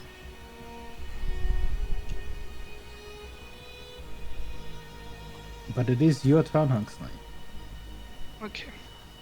Run, I'm run, gonna run. wild shape. You can hear Soleil from somewhere. Run, run, run! And I'm gonna wild shape into a...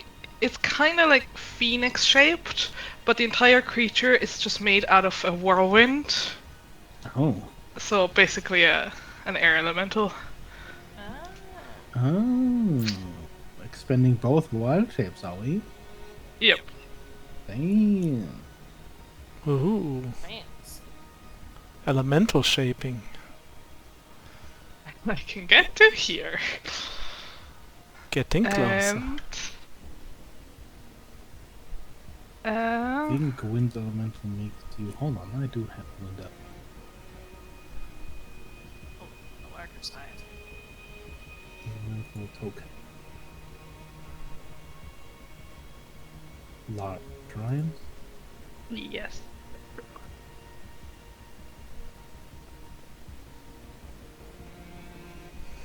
And also, I guess it's like kind of air filled with ash, or like kind of black, tinted black. Hold, have one of those too. Nice. Ash elemental. Oh, right, yes. Oh, This one is... Yes, perfect. that's And I will dash. Which means I think I can... I'll just like go on top of the elemental, of the wizard. Mm-hmm. You can inhabit their space. Yep. Yeah.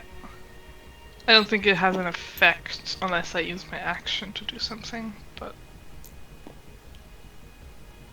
Okay. whirl around him. Whirling around the wizard. Alright. Okay. Is that your turn? Yes. They're definitely going to use the only thing they really can. Dimension door. They're gonna use their big cannon, the emergency exit button. Not exit button, the emergency destroy everything in front of you button. They're gonna cast the disintegrate. Oh my god. Mm-hmm. So that would be a dex save. The DC Using is still 15. creature sticks. But I can see the effect, right? So I have Yes. advantage on it. Yeah.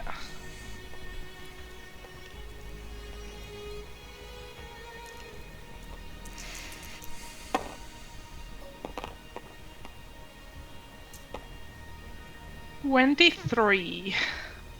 A 3 that definitely saves. Means you will take half, I think, right? What do you take? Hold on. Fail save. Oh, I don't think you take any damage actually.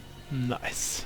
Really? Damn! Damn, disintegrate Damn! my Yeah, ass. disintegrate needs to Oh. connect. Mm. Okay, yeah, no. The beam goes past you and, I don't know, deals, 40 plus something damage to the wall somewhere. Yeah, I guess that is their turn. Oof. Awkward. Hugs, hugs, I- hugs. Punch twice. Reckless. In this case, my punches don't count as weapon attacks, right? For like Great Weapon Master? No. Yeah, no, not for Great Weapon Master. I would let something like Savage Attacker trigger, but Yeah. Okay, but still. Great Weapon Master would require specifically. Yeah, Great a weapon. heavy weapon. Technically, the wording of slam is melee weapon attack. I don't think Yeah, it but counts as I know, Not a I know. great great weapon. though. Yeah. Yeah, a Great Weapon Master says heavy weapons. That's fair, that's fair. Well, you Plus throw a 8, heavy so punch. 19. What was that? 19 to hit. Yeah, I mean that hits. Or 2d8. Mm.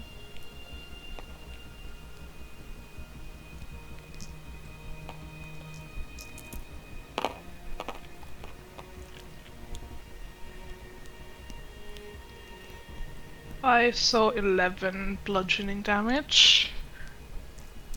And hit again. At 20. Nice. Okay, yeah, sure. I mean, it's just 48, it's not that much. Ooh, Fighting wizards. Good rolls. Yeah, these wizards don't have 27. 27, okay. Oh, sorry. And then 4 extra because I'm raging. So like 2 for the last one, and 2 now. Okay. So 31 in total, right? Yeah. Okay. Also, by the way, should like when it did the death ray on you, wouldn't it have taken force damage? No, it was a save again, right? Yeah, it's no, on no, the save. Okay.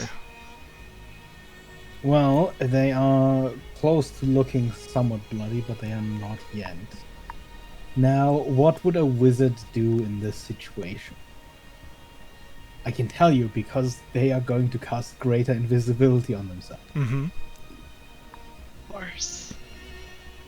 And they go invisible. Well, that's annoying. Does Hux get an opportunity to attack with disadvantage or something? No. I don't think so, no. Sad. You can try to attack something invisible as an action with disadvantage, but I do not think you get an opportunity. Yeah, attack of opportunity says something you can You attack can something you see. can see. Yeah.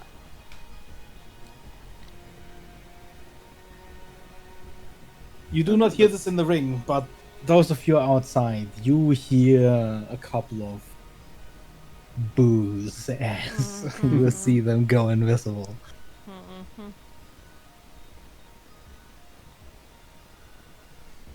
Can I hear? I can see where they went. Give me a perception check at disadvantage.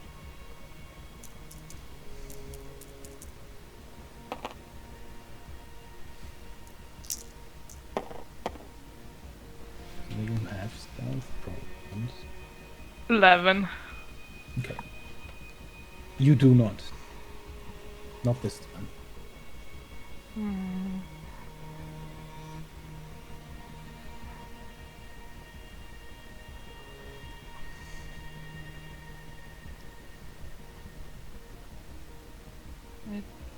I don't think there's much I can do, so I'll just.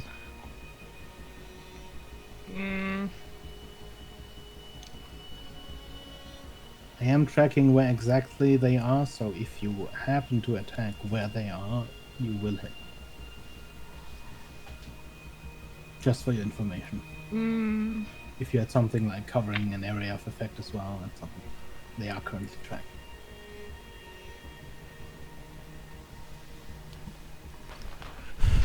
I don't think. Well, I guess I'll just zigzag through since I have 90 feet.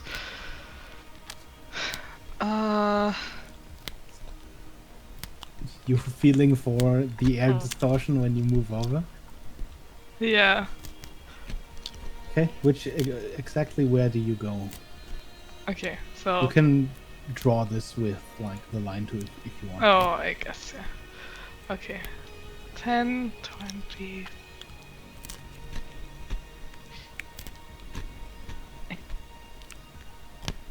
I guess I'll dash.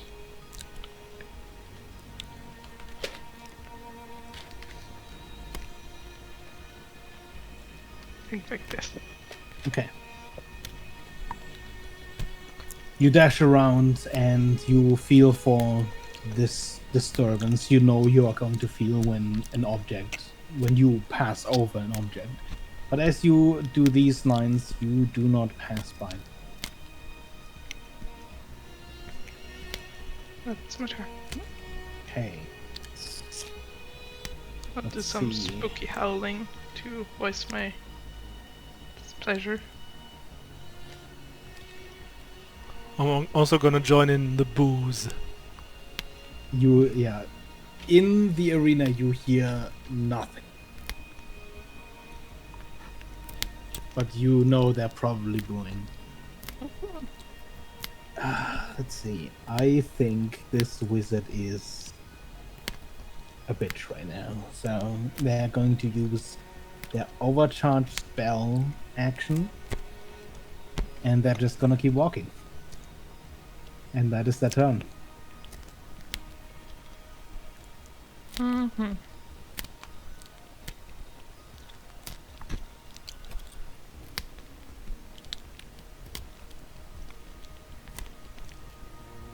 Can I make another perception check? Yes. Please roll me another perception check at disadvantage.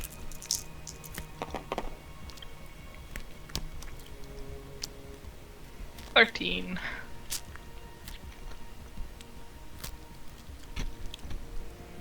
Well, they roll significantly worse. Whoa. Why is this beautiful? You know what? I'm just gonna use it. I'm just gonna draw it. You know that they are within this general vicinity as you hear just the slightest shuffle of feet on ground.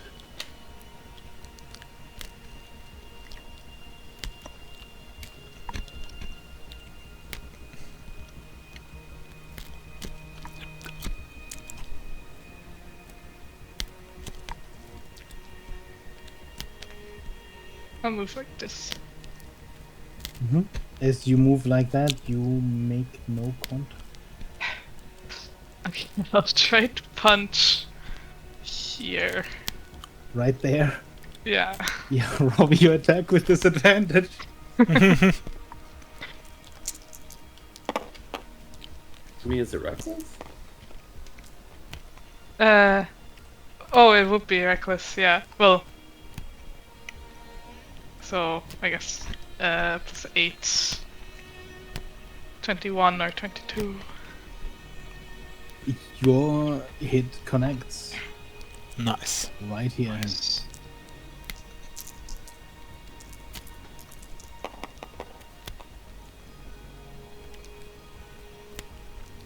Uh, 15.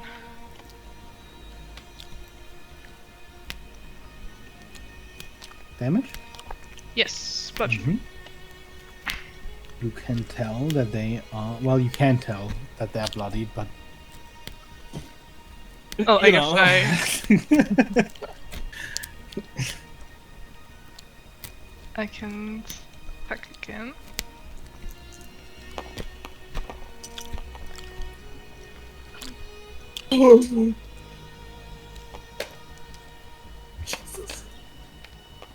Huck was really pissed off that they went invisible. Oh, that's not as good, but 16 bludgeoning damage. 16. Okay. Okay. They're getting there. Let me see. This is not a spelling. Idea. What would they do?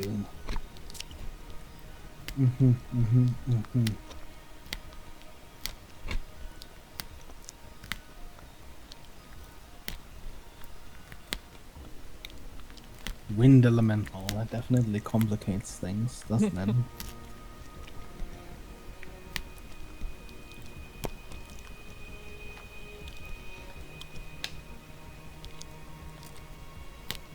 It also doesn't matter.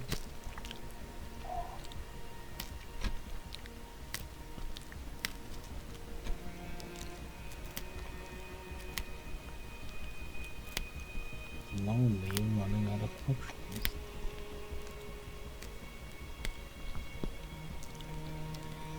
They do trigger as they start their turn below half their hit point maximum, their emergency spell.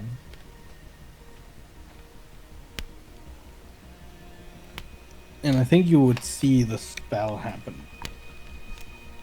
as they dimension door. I'm not sure if you would see where they come out. Quickly double check the wording of dimension door.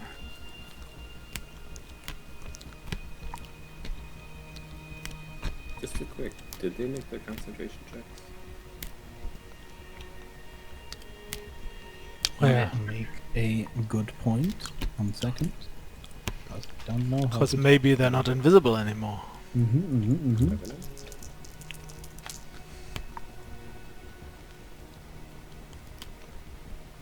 God damn it, I have to... Constitution. +2. That's just enough. That's exactly a 10. Okay. They're good.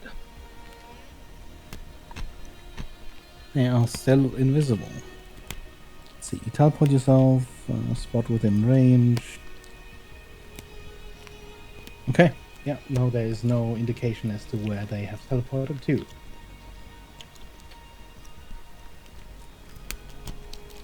I think even though that was their emergency spell, they don't get to make another cast. So that will have been their turn for now.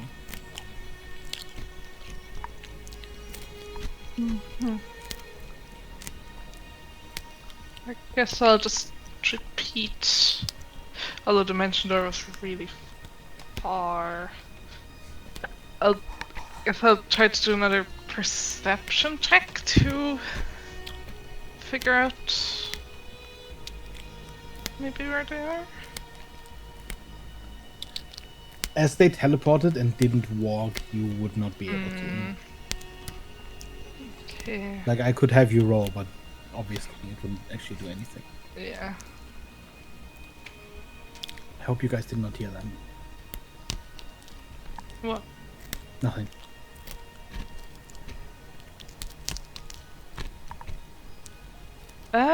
Just yes. And let's move.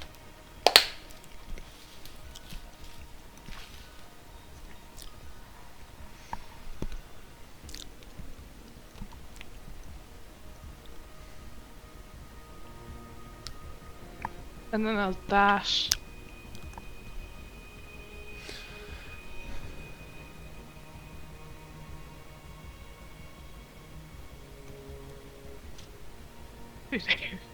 Mm-hmm. Okay.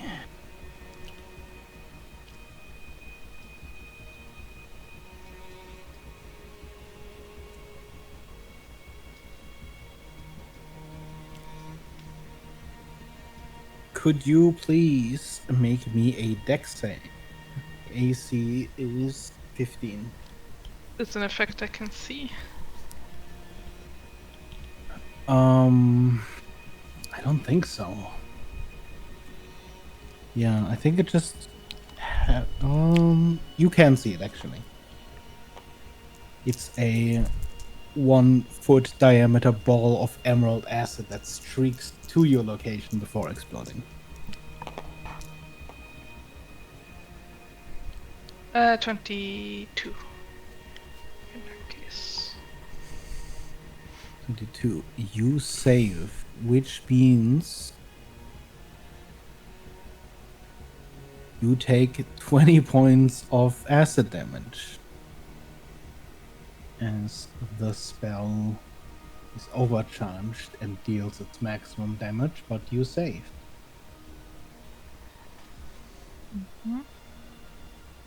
Did I see where it came from? Yes, you did. This location. Why can I not erase the other one? There we go.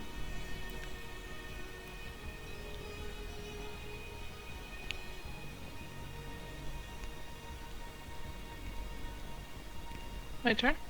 Mm-hmm.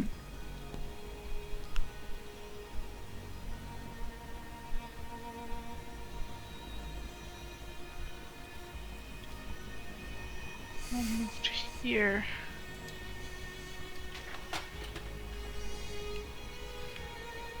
Yeah, and then I'll dash again.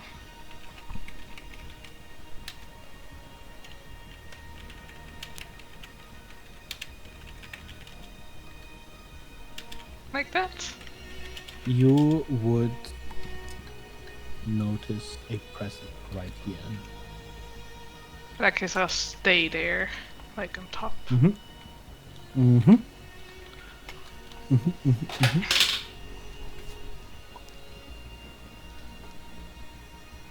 Yeah, pretty much. I know Soleil was last round, but this is definitely more cat and mouse. Mm-hmm. Mm-hmm.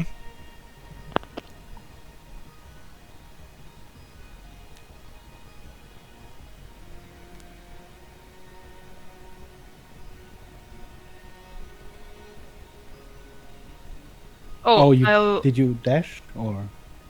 yes, but I'll use my Oh, I bonus see. action to I did heal not myself. realize it was my turn again. Well, yeah, I'll just use my bonus action to heal myself. I think that's a bonus action at least. Yeah. I think it's time for the Hail Mary then. If you could please give me a dex save. DC 15. This effect I can see.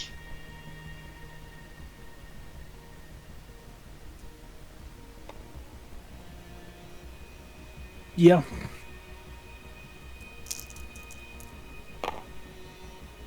Very short, but yes, technically. Jessica always rolling higher than Jonathan. Good like to know. The 5th time in a row. Yeah, 21.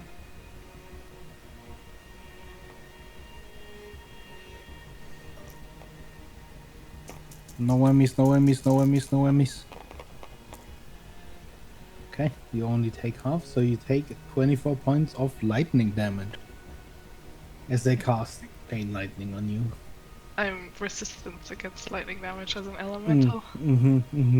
So, So it's like 12 damage. Nice.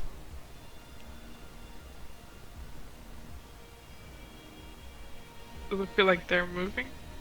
They are moving. I will let you make an attack of opportunity at disadvantage purely because you were sort of around them. Can I try to grapple them as an air elemental?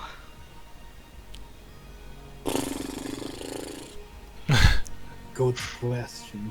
Asking the real I question. think I'd let you do it with disadvantage, but not as a straight up roll.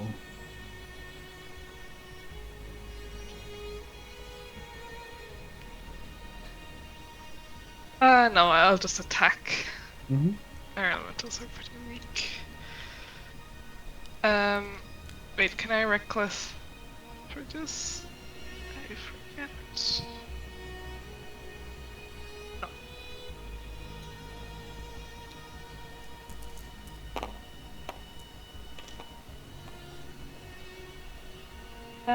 That is 14 to hit. 14 does not hit.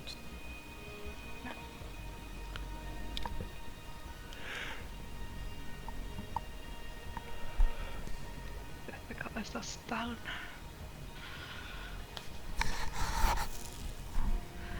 I guess I'll make a perception check to try and see where he went. Mm-hmm. Roll me a perception roll with disadvantage.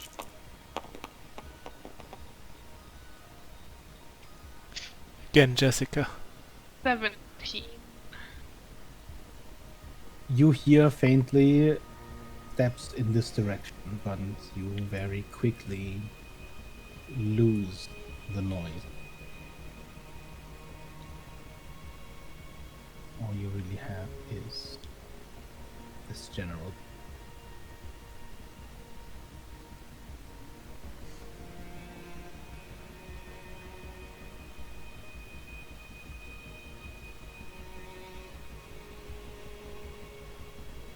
Okay, this is how I move. As you move like that, you do not feel them. I howl in frustration. I'll just punch. Here. Okay. Your punches, unfortunately, strike only the air.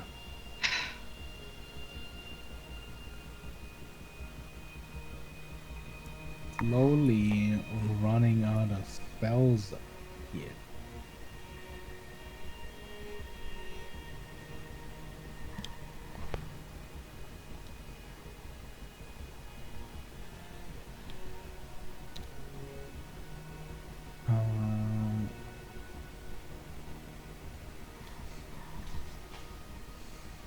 There we go. A deck save, please. Can I see it? Yes.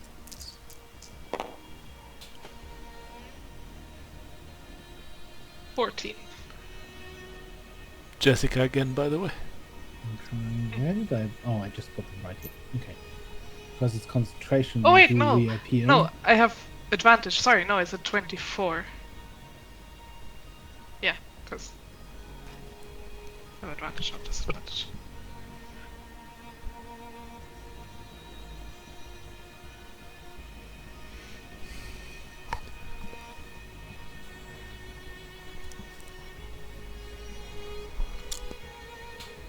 Okay. As small meteors streak towards you, you would take 5 fire damage. But I think you have resistance. Yeah, that too. There are more of these tiny motes floating in her hand, But she's ready to be not- punched. Yep, she's ready to be fired. You could say that.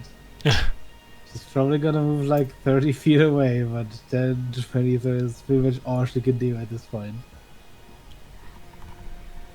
I'll move like. Well, I guess I'll move there, punch her, and then. So now it's advantage because she's no longer invisible. 24. No, 26. That'll hit. Good roll. Or 19. And that'll take her out. 21. But it's bad. Okay. Again, you punch her, you see her vanish. And you too are, for a couple of moments, just alone. Before you hear this wave of cheers washing over you. You open your eyes and you've won.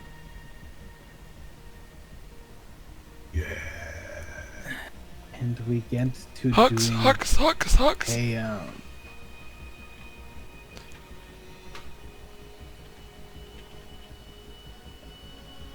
Lux gives a thumbs up, but looks slightly annoyed.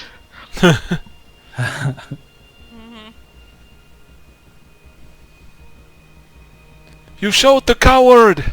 Nice! He was a coward. Show the plane of cowards how to fight properly.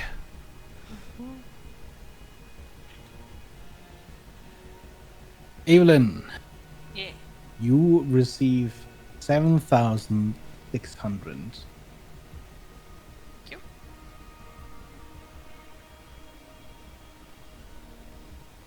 Rent. You receive 19,000. Nice. And Soleil, you receive 3,800. And you see the odds adjust. And I would say, with you finishing that fight, this is probably a good place to call it for tonight. Nice. I got 3,800.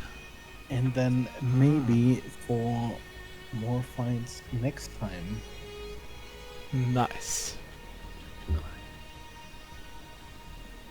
Yeah, the bard has to show them. Could Yeah. probably, honestly, try and go up a level on the wizard scale as well. Now for the winner of the Currently, you're Harvest fighting Festival. Adepts. But of course, the more you win, the fewer the odds, unless you go up against harder enemies. Oh shit.